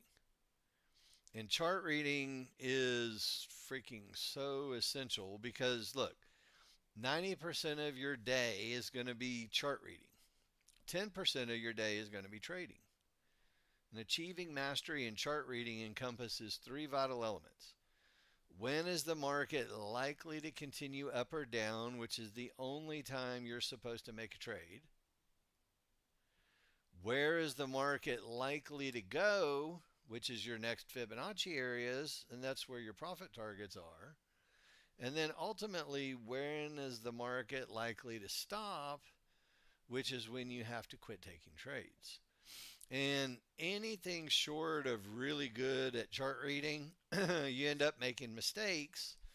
And again, look, it's like the one Hodge did, not to beat him up, but he went long and his chart reading was wrong. And if you read your charts wrong, you're going to end up doing the wrong trade. And it's not a knock on him. Everybody does it wrong in the beginning. If you knew what you were doing, you wouldn't be sitting here in class trying to figure it out. It's just not the way it works. So, again, only when you get your chart reading down, and that's why I said, look, do market replay. And from the market replay, just replay a whole week's worth of data on your just your big chart. Don't even use the little chart. Just your big chart. And just say up, down, or I don't know. Up, down, I don't know. Up, down, I don't know. So, like right now, it's leaning to the downside. Yes, we have divergence, our triggers are strong, we pulled back to a lot of resistance. So, the initial read is down. And, again, the read is it may continue down. I don't know if it will or not. Sometimes it does, sometimes it doesn't. I can pull my stop down because of my market flow trailing. And then look, if I get a higher divergence, I'm out. I lose 165 bucks. If I don't, then I make 240, 250 on half. I need to keep going here.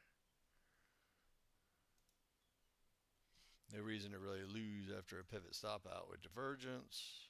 Here, I'll put it up here. We'll keep it out of the way for a second. Nope, that's not going to go. Anyway, there will be a second trade that happens right here.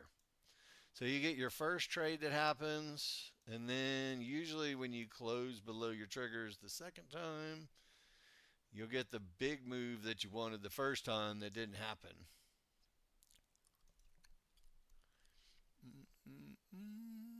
Okay.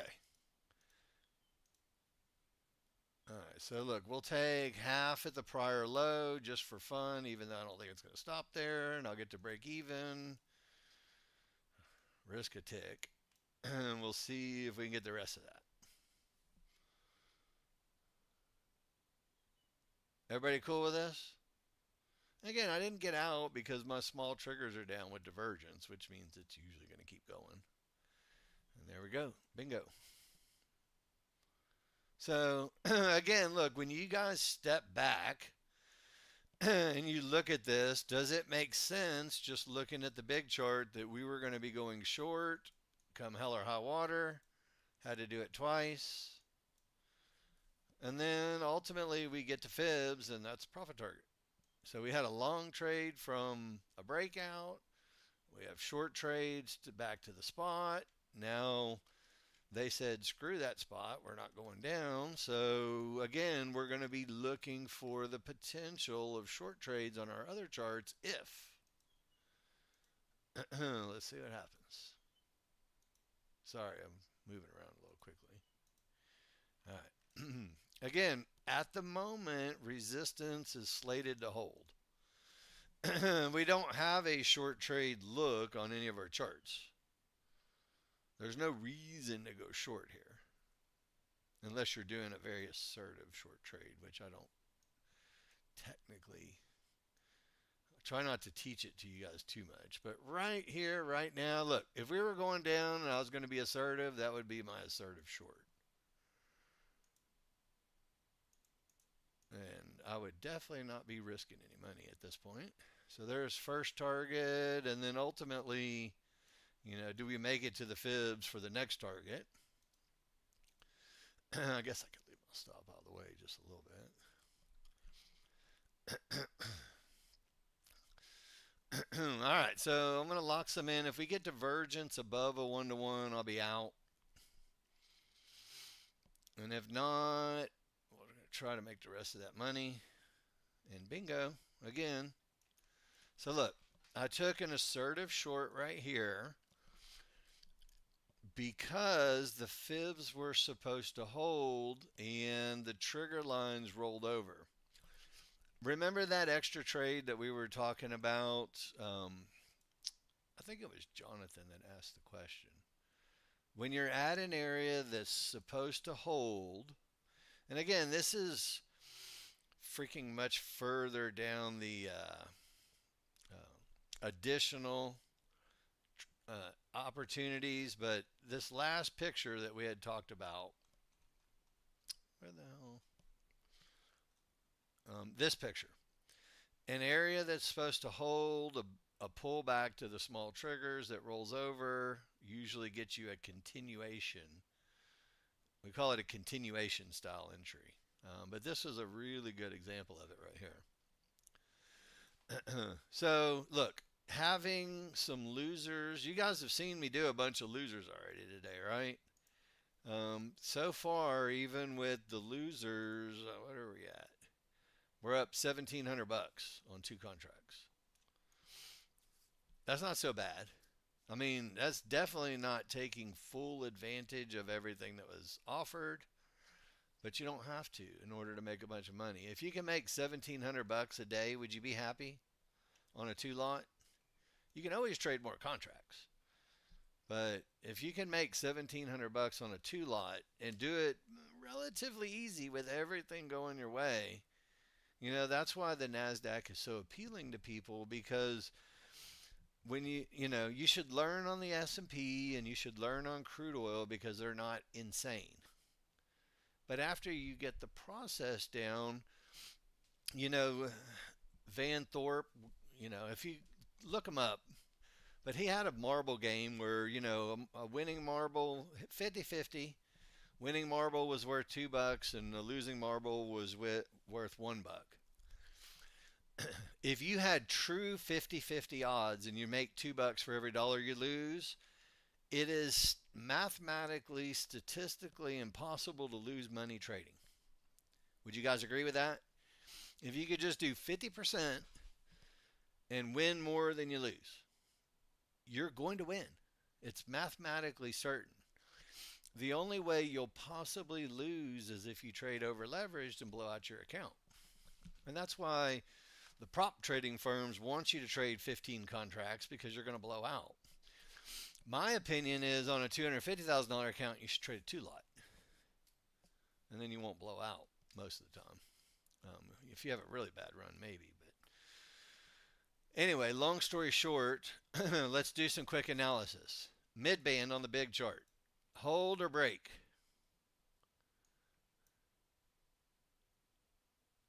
Hold or break? You're seeing it already. It's a little late, but yeah, it's going to hold. So we're going to go down to our support down here at 1930. And everything's crossed over. So look, this is where we end up going short. Maybe not. All right. Well, I tried to do an at the spot trade. They're just going to do it from the fib. So there is your second chance at a short. Maybe it's not a great short. We'll see. I gave up 180 bucks on that. We'll wait for it to be a little bit better. I'm still anticipating this area to hold. And so far, so good. Now my small triggers have rolled over. This is where we get the continuation style entries. I don't know if they're going to even give a pullback to try to get a momentum short. See how I'm trying to sell the mid band momentum short? Come get me. All right, they got me. Now let's see if they go down and we get the rest of our money. If not, then it's going to be a wishy-washy area and it's going to be over. Ah, dang it. Yep. They're not going to give it up. Oh well. They'll probably give it up anyway, but they'll probably stop everybody out one more time. And this is the thing with the NASDAQ. You get a couple trades in and you lose a couple $100, you lose a couple $100, and then you make 600 or 700. It's just so typical of the NASDAQ. At the moment, again, look, we made divergence from this area, which is a precursor for, oh shit, I meant to put in a limit order. Anyway, all right. I got it anyway, but I was very, very late. I had a white paint bar down, which is one of my signals right here. And I hit market order, but man, it filled me a lot lower. Fortunately, it did make it to the target that it was supposed to. So we got most of our money back, but they got me a couple times in the beginning. So anyway, typical NASDAQ. Now we get to a fib. I want you guys to analyze. Are the triggers below the fib? Yes or no?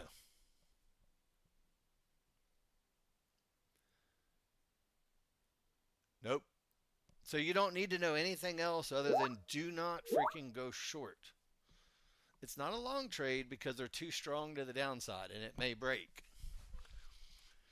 Does that make sense? So they're too strong down to go long, but they're located in the wrong spot to go short. Super easy to see, right? Hopefully.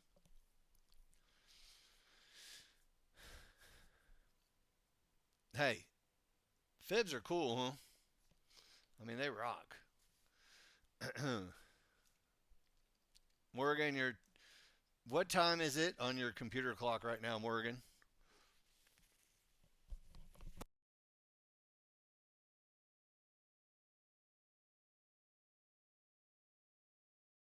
Okay. It is not 8:05, it is 11:05. So I'm going to give you a mechanics lesson. You ready? Um, listen to this real quick, Morgan, and everybody can listen. It's totally cool. Especially on the Nasdaq. Look, it's going to take me a second. I'm going back to midnight. So midnight on my chart is right here. I'm going to draw a line on here. Okay. You see that yellow line? That's midnight. Now, our Fibonacci software is nothing more than a calculator. Okay? We can all agree to that. It's a calculator. It's a super freaking awesome calculator that does millions of calculations, but in the end, it's a calculator and it's going to measure it. It has a force feature, if you will, to update fibs at midnight and then every however many minutes. So I've got it set to 120. So every 2 hours, it'll update fibs. So what that means, Morgan, is that my fibs are looking at 10 days back worth of data from midnight and then projecting out fibs in the future. And then 2 hours later, it'll do it again. It'll go back 10 days and do it from 2 o'clock. And what happens is because mine calculates from here and then from here, yours didn't actually do the midnight calculation until over here.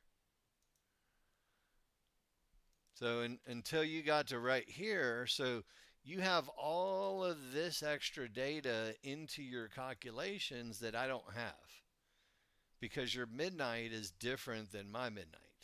Does that make sense? So you're feeding in 9 times 9.6 and you're not going to get 81. You're going to get something slightly different. I've got 9 times 9 and I get 81. You've got 9 times 9.6 because you have different data that you're using in your 2 hour window calculations. So, in order to match up with the chat room runner, which we're on East Coast time, you have to change your computer clock to Eastern time. Look at the timestamp down here, it's 11:08.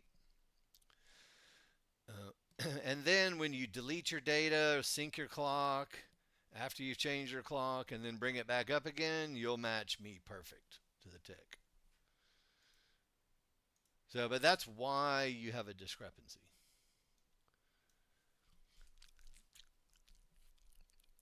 It does matter. I mean, it's up to you. If you want different fibs from different times, then that's totally cool. I mean, I have some Italians that are in Italy, and they just run their local time and say, "I'll just trade whatever it is. I don't give a shit. I'll trade my charts. I won't worry about what Novak's doing." It's not wrong. There's never the fibs that you have are not wrong. They're just calculated from a different spot. So that's why you'll see discrepancies sometimes, and less so on the bigger time frames, more so on the smaller time frames because there's more swings. So let me give you one more picture just to give you a visual of what's going on in the background, okay?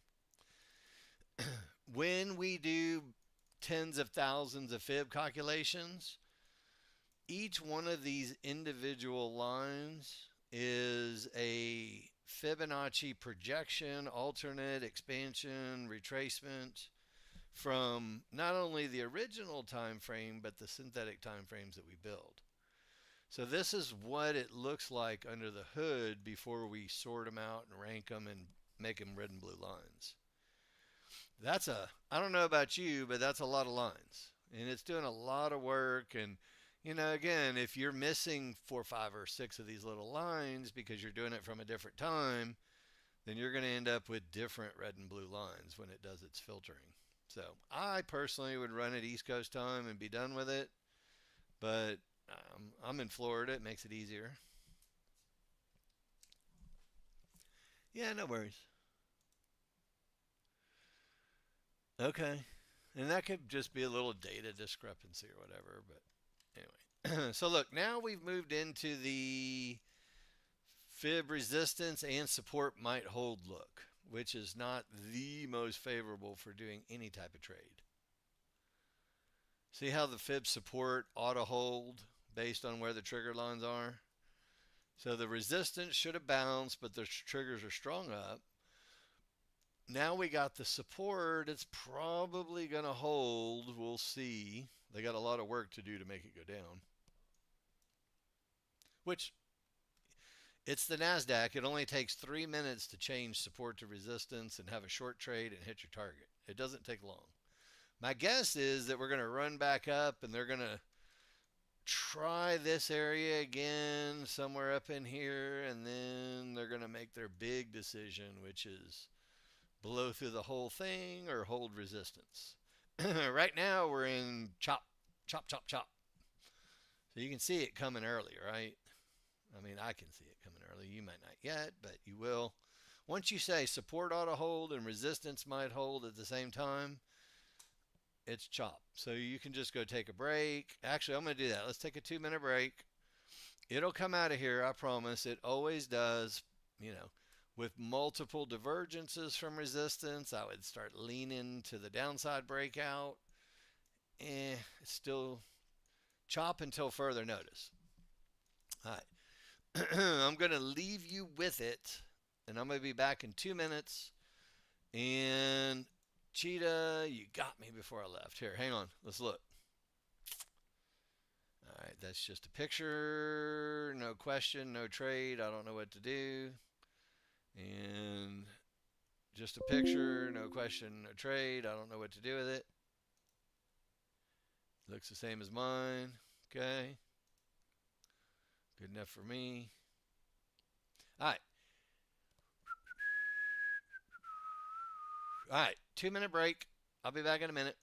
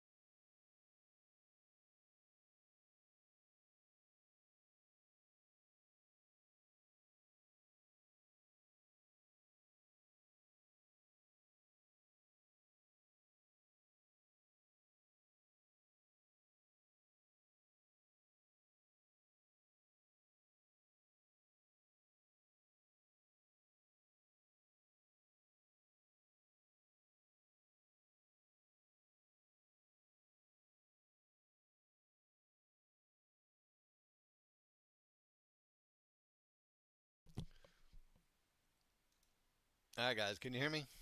Want to make sure. I rebooted my Ninja just so it could recalculate everything and see what's what. But anyway, we called for chop, and lo and behold, we're a little bit choppy. Um, can you trade in the chop? Sure, you can. I mean, look, if the low fails and you get a pivot stop out and it closes back above and you do a little momentum trade to get up to resistance, I'm okay with that. This one fits the rules for a momentum trade long. And then ultimately, look, we're going to probably test the edge of resistance because they normally do. So strong triggers on the big chart. There's a really good chance we get to the edge. And then I want you guys to tell me in advance the strength of the triggers. And, this is the precursor to breaking out of resistance. It may not, but this is kind of the precursor. So look over here on the left. See how the triggers are really weak and the small triggers are inside and the price bars are below the triggers? That's the precursor for resistance is going to hold. When we get back to that same resistance, right? I had to refresh my market flow chart. That's why it's sticking for half a second.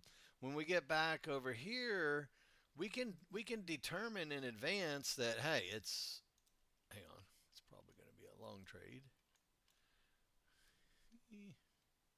See how we broke out and again, we're holding support, Traditionally, you like to see it close above the triggers. So if support holds and we close above the triggers, then we'll maybe take a long trade, one shot at it. Can we say that support might hold? No, it may not. So we can cancel that. Notice that, look, no close above my triggers, no long trade because I had divergence up here at the top.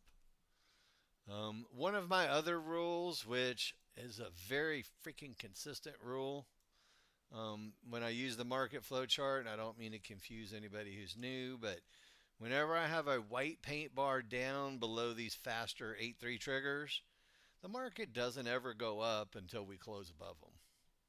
So you see how we got our first close above them right here?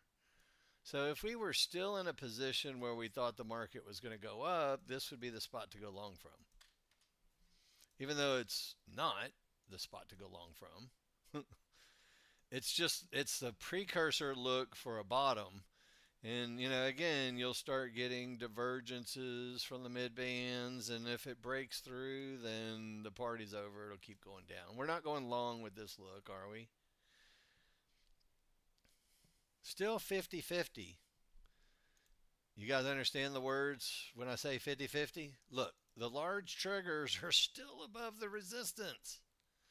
This is like warning, warning, warning, warning, warning to shorts. You may lose due to large triggers above the red fib.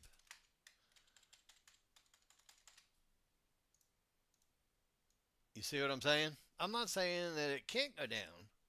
I'm just saying it's not a high probability going down look at all. You see that? Location, location, location is going to keep you from trying to take a short trade that has the wrong configuration. Powerful. Now let's see what happens. So this is where you'd be doing your short trades going, yay, baby, we're going short. We're going to make a bunch of money. And it might. It's just not super high probability yet. This one looks very much like the one that we did this morning, where it tested and then pivot stopped out, and then finally it went. Now we've got a much more reasonable thought that we're going to continue to the downside. Do you guys see what I'm saying? I mean, this is a much more reasonable look saying, hey, we're probably going to go to the downside. Not yet. Maybe a little bit higher. Anyway, there's nothing on God's green earth that says long trades now. It's short trades or nothing.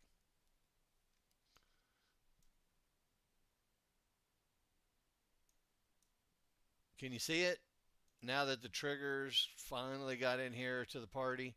And again, we might come up a little bit higher and catch this area. And now I would venture to say if we're going to end up going down, you'll start seeing the short trade. And again, it's not an easy short because it's green and going up. So we have to wait a minute. Again, if the area holds and then things roll over, we'll take a short trade. I love the area. So, look, do you see why I love the area? We did this one earlier where this is where you want to be a little bit more assertive. Let's be a little more assertive.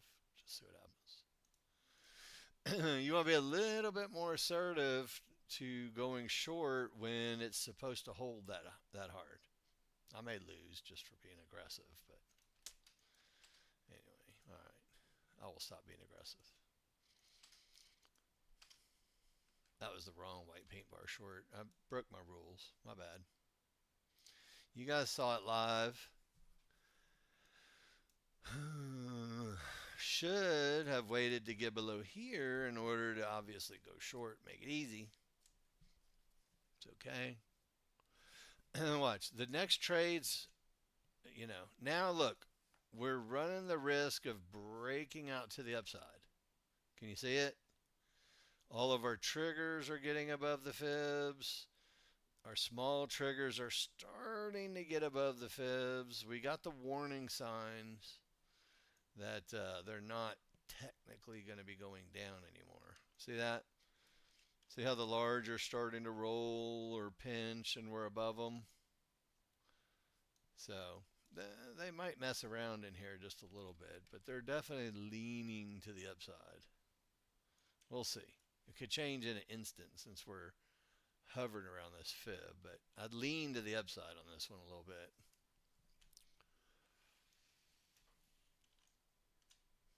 See what I'm saying?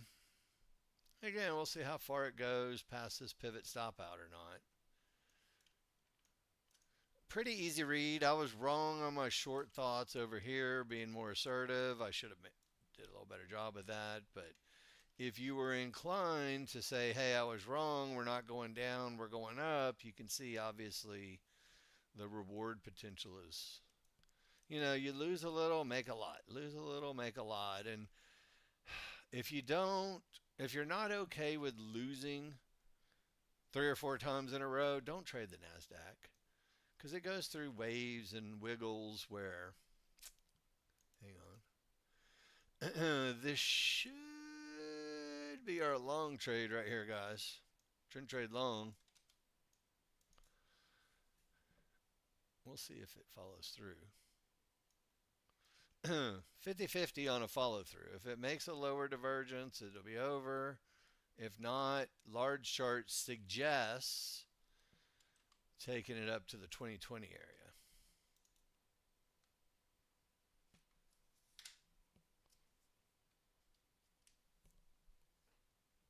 That's an easy look, right, guys? I mean, A1 plus plus look, nothing in the way, everything's happy, happy. Now look, we're above one to ones. We'll see if we can try to take advantage of the rest of it if we get it. God dang it.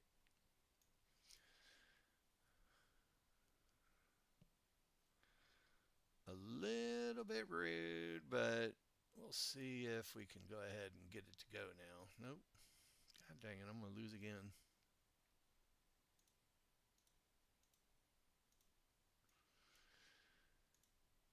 Need a little up bar so I can have a stop that comes up, and then it's either win or lose at this point.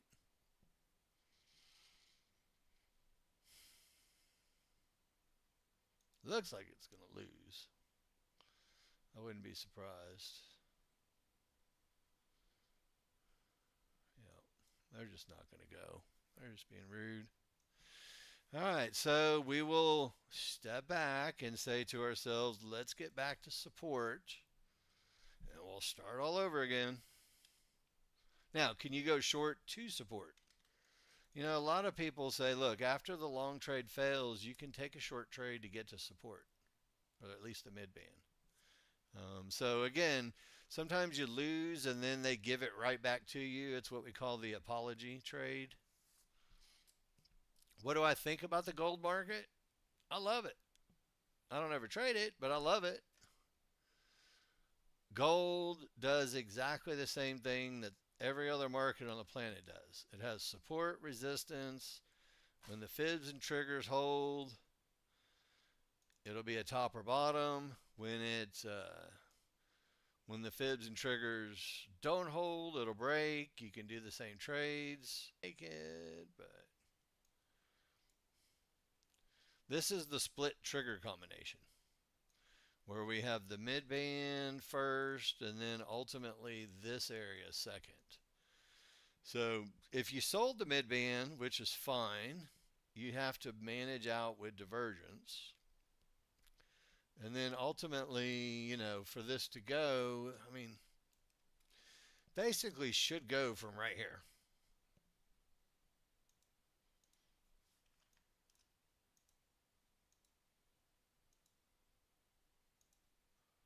See if we get to the last fib.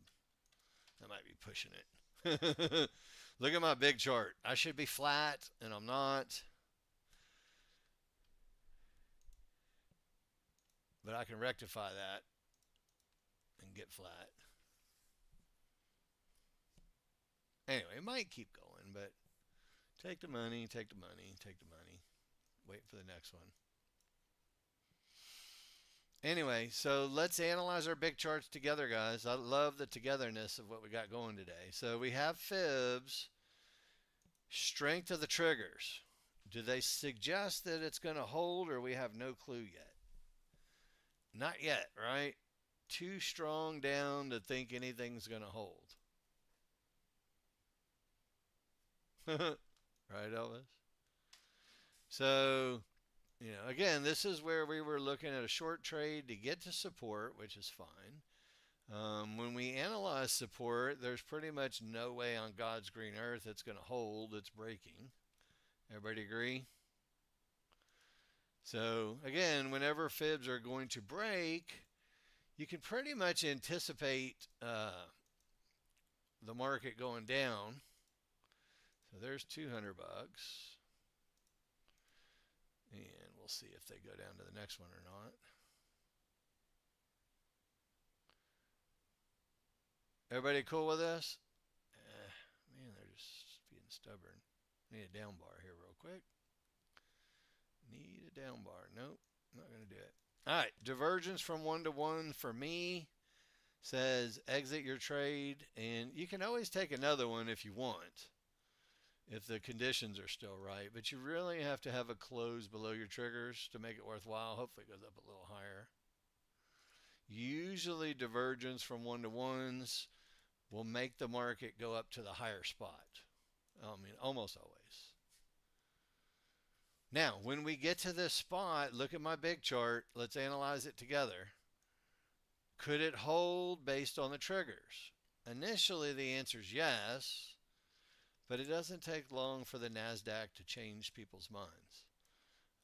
What do you guys think about that divergence from both 1 to 1s? Pretty damn good exit area, huh? Really good exit area. All right, now we're going to go finish what we started the first time, which is to get up to these higher fib levels up here.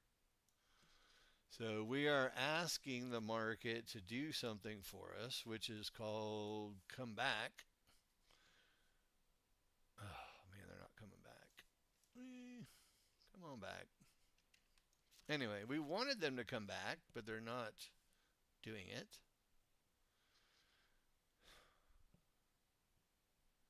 So we have to, look, this is where you have to decide if you're going to do a momentum trade or you're going to wait for a trend trade.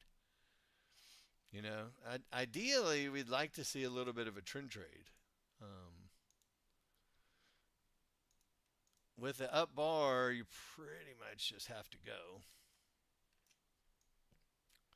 Just not much you can do about it. Everybody okay with that? I mean, it's just up and we got to go, and then that's it. Again, once you get up 200 or 300 bucks, you don't really have to lose any money. So that's 275 on the first one. And as long as I don't make divergence from a pivot stop out, I'll hang on and see if I get a little more.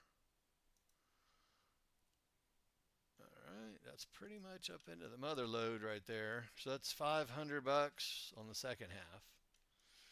Anyway, another really good example of lose a little, make a lot.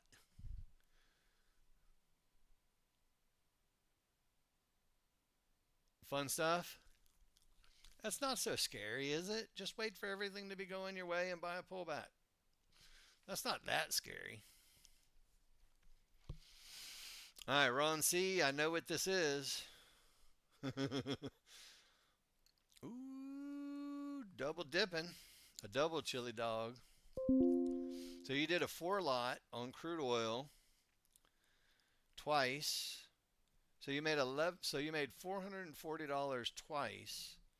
So that's 880 bucks in 2 simple, easy momentum moves. Yeah, that's chili dog with cheese and onions.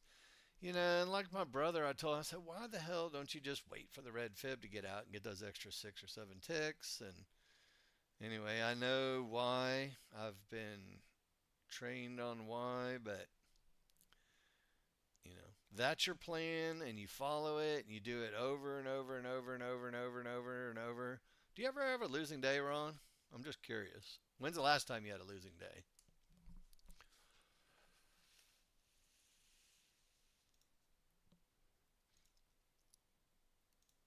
It would seem to me you'd have very few losing days waiting for that much momentum all the time.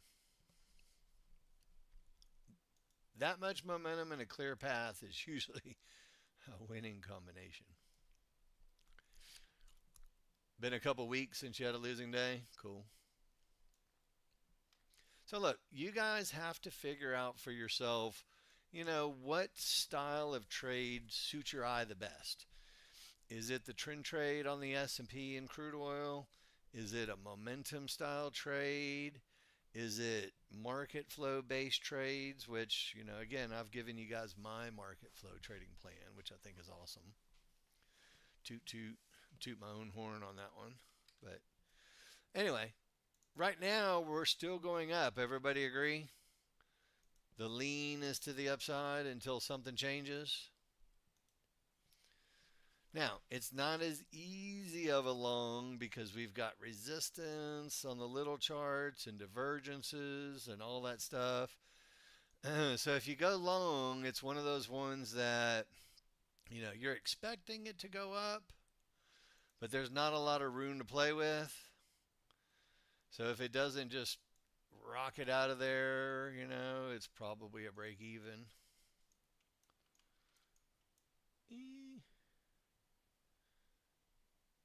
I'm doing this because of the large chart, but I'm not willing to mess around and lose a lot of money.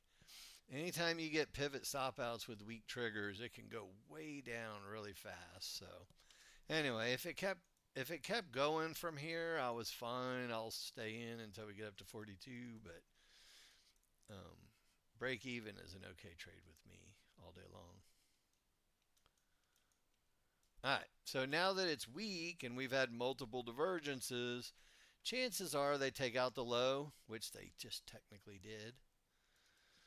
They took out the low by a tick, and if they're really going to go up, this is going to be it. They'll go up from here. I know you can't see it yet, but if you only look at your large chart, is there any reason to think we're going down yet? The answer is not yet.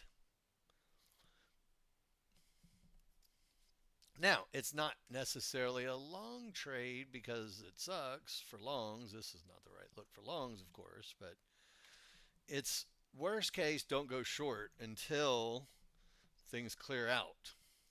And then once they clear out, you're going to get an opportunity. But remember the warning pick I gave you guys last time? This one's even more horrifically warning you that you're going to be screwed if you go short. Can you see the warning? Look at where the large triggers are. It's like F you 9 ways to Sunday. We came down here to get sucker everybody to go short, but we're not going short. I mean, they might, but I bet you $50 they go up. And they're going to go up to here. They're going to go up to here, and then they're going to go up higher. They'll probably get to 45. You see how they try to trick you into thinking that the market might go down because of, this is what I would imagine. I'd imagine that we're going up. That's probably a bad trade. Hang on. let me undo that real quick. I did that based on my market flow chart, high volume area. We'll see if it actually comes to pass or not. It's pretty crappy. It's not a great look. If I lose, I lose $150, which I might. And if I win, I make $700. So I'm risking 150 for $700 if my analysis is correct. And the reason I did the trade in the first place is because my market flow chart agreed with it. Now, we got to break above 25 to get a big run, but we probably will based on the bigger chart. So this is what we're looking at on the market flow chart. So can you see the reason why I did it? Both triggers up, high volume area, large chart says we're going up, so I believe it. I'm willing to lose a couple bucks if it doesn't go. Anyway, and this is where I use my market flow chart for management too. So again, if I get a bar down and then a bar up, which, yeah, rude. All right. Anyway, an assertive entry into some areas that I was, you have two choices. You can get in and manage your trade a little tighter if they don't break, or you can get in and, or wait for this area to break. Um, the unfortunate thing is sometimes if you wait for an area to break on the NASDAQ, you don't actually get a trade, which is still okay. Not trading. I use this as my, let's go early and let's go fast. And this is, the type of white paint bar with the small triggers up that usually will start that party again. So I wouldn't be going short. And I already said I'm not going short because, let me clean this mess up. I'm not going short because the large triggers are physically above my fibs, as are my small triggers, which it's just a matter of time before they go up. They can keep dicking around with everybody all they want, but eventually, probably not going down. It looks down on your little chart, doesn't it? We'll see. Now, they can go down, and I don't care if they go down. It makes no difference to me whatsoever. They can come down to here, and I'll be okay with it. Get back to the mid band, and then we can finish the rest of the party to the upside.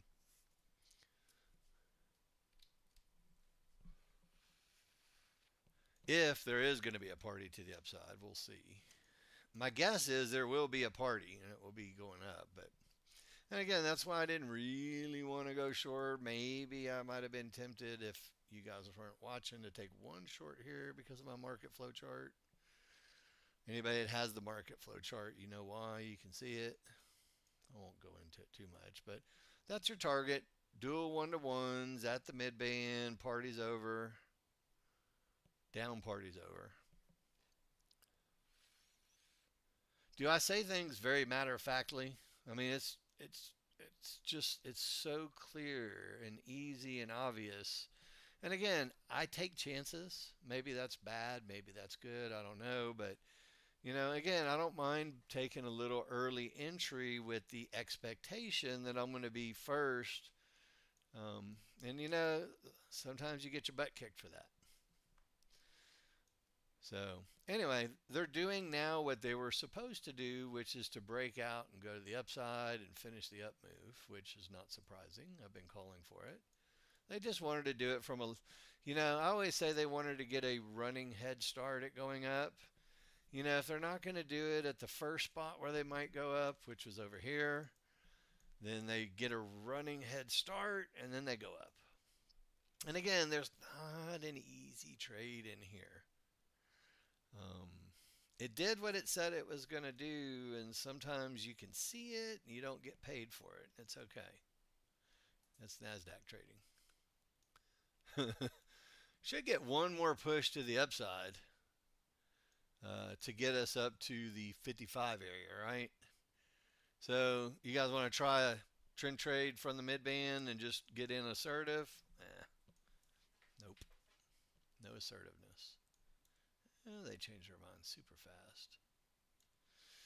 All right, now we have to recalibrate and go step back and say, what the hell happened? All right.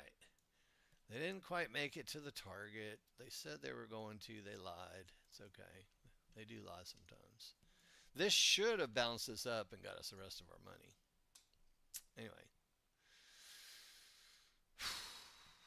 We've got this resistance area right here suggests that it's going to hold. Right? We've got large triggers rolling below resistance, which is a good thing. We've got wide triggers. So again, if we get some type of pullback, there's a potential that we continue to the downside now. Can I show you the flow chart? Sure, if you want. There you go. So it said up from over here. This was probably the second chance at going long. I didn't take it. And then once we put in divergence and again, this is the spot where you usually will get the bounce to finish the rest of the move. It doesn't happen.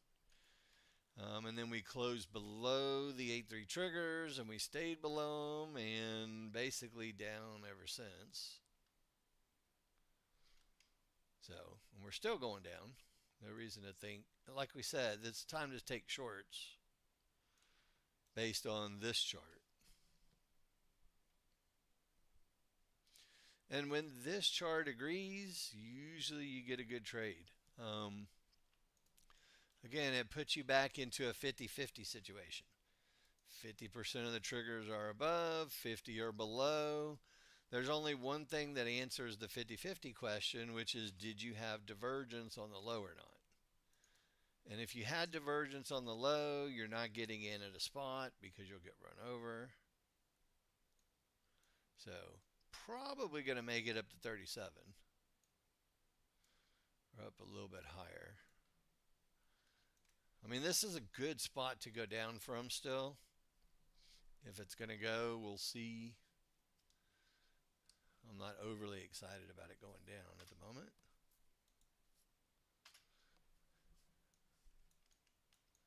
They'll make a decision somewhere around here whether or not they want to keep going up or down. You see what I'm saying? I don't have to make that decision. They'll make it. So looking at my market flow chart, it suggests to me, and again, look, one of my rules is don't try to trade on the wrong side. Whenever I get a white paint bar that's on the other side of these 8-3 triggers, don't go short until we close below them or it's more favorable. It just doesn't work. So again, market flow chart support holds, bullish, bullish, bullish, bullish, one down, still going up. So again, we're in a recalibrate mode because of, short version is this is 50-50 with divergence. So there's no reason to think shorts anymore after that. It doesn't work. And then, add the market flow chart to it, and as long as you're above these 8-3 triggers, the fast ones, it's not going down. So pretty easy once you put it all together. You hear the beach calling? Yeah. I'm afraid to go to the beach and get sepsis, man. There's, our from Tropical Storm Debbie, our water got so muddy and dirty, and one of the freaking treatment facilities broke and went out in the bay, so there was crap out in the water, literally, not figuratively. And they said, don't swim if you have a cut, or you will get deathly sick. It could kill you. So now all of a sudden, after another freaking hurricane, the water was almost clear again.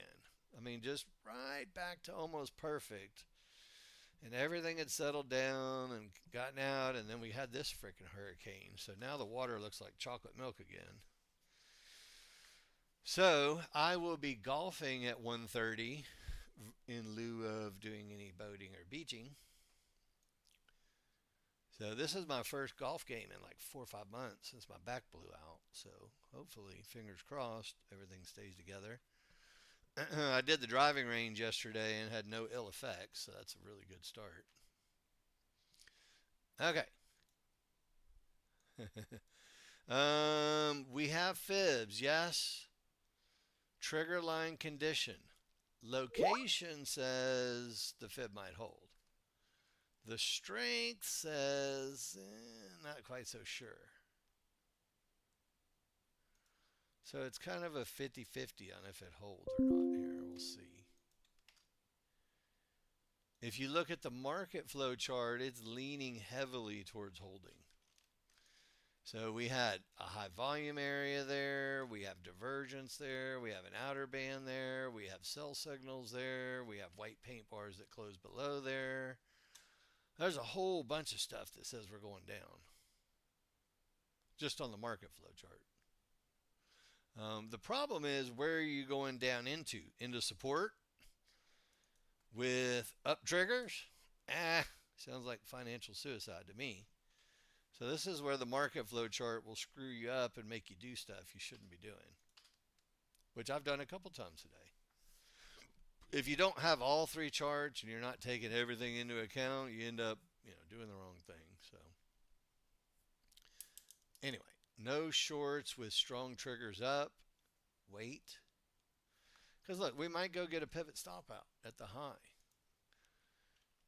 We get to 20,055. That's going to be a hell of a line in the sand right there. I don't know if it's going to hold, but if we get here and the triggers start to weaken, then we'll maybe be able to play party time. Or vice versa, if we end up making a second divergence from this fib, which I don't know if we will, but that would put us down here, right? That would put us down here first to even make this divergence come true. So we got a long, long, long way to go before we have easy trades.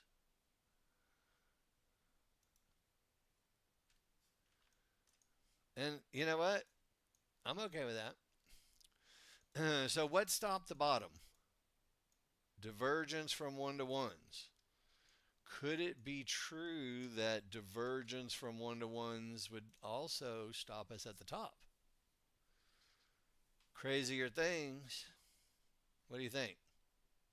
Anyway, you can just kind of see that that's an additional termination condition on a little chart that says don't go long.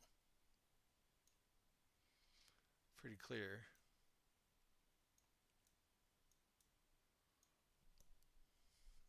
All right. I think we're stuck. I think that may be it. I'm going to end the class recording so you guys can have a copy of the video if you want to go back and watch it. I think this was a stellar freaking day as far as chart reading goes and whether fibs are going to hold or break and why. So again, this is going to be a real good video for you guys to review if you're a new user. I appreciate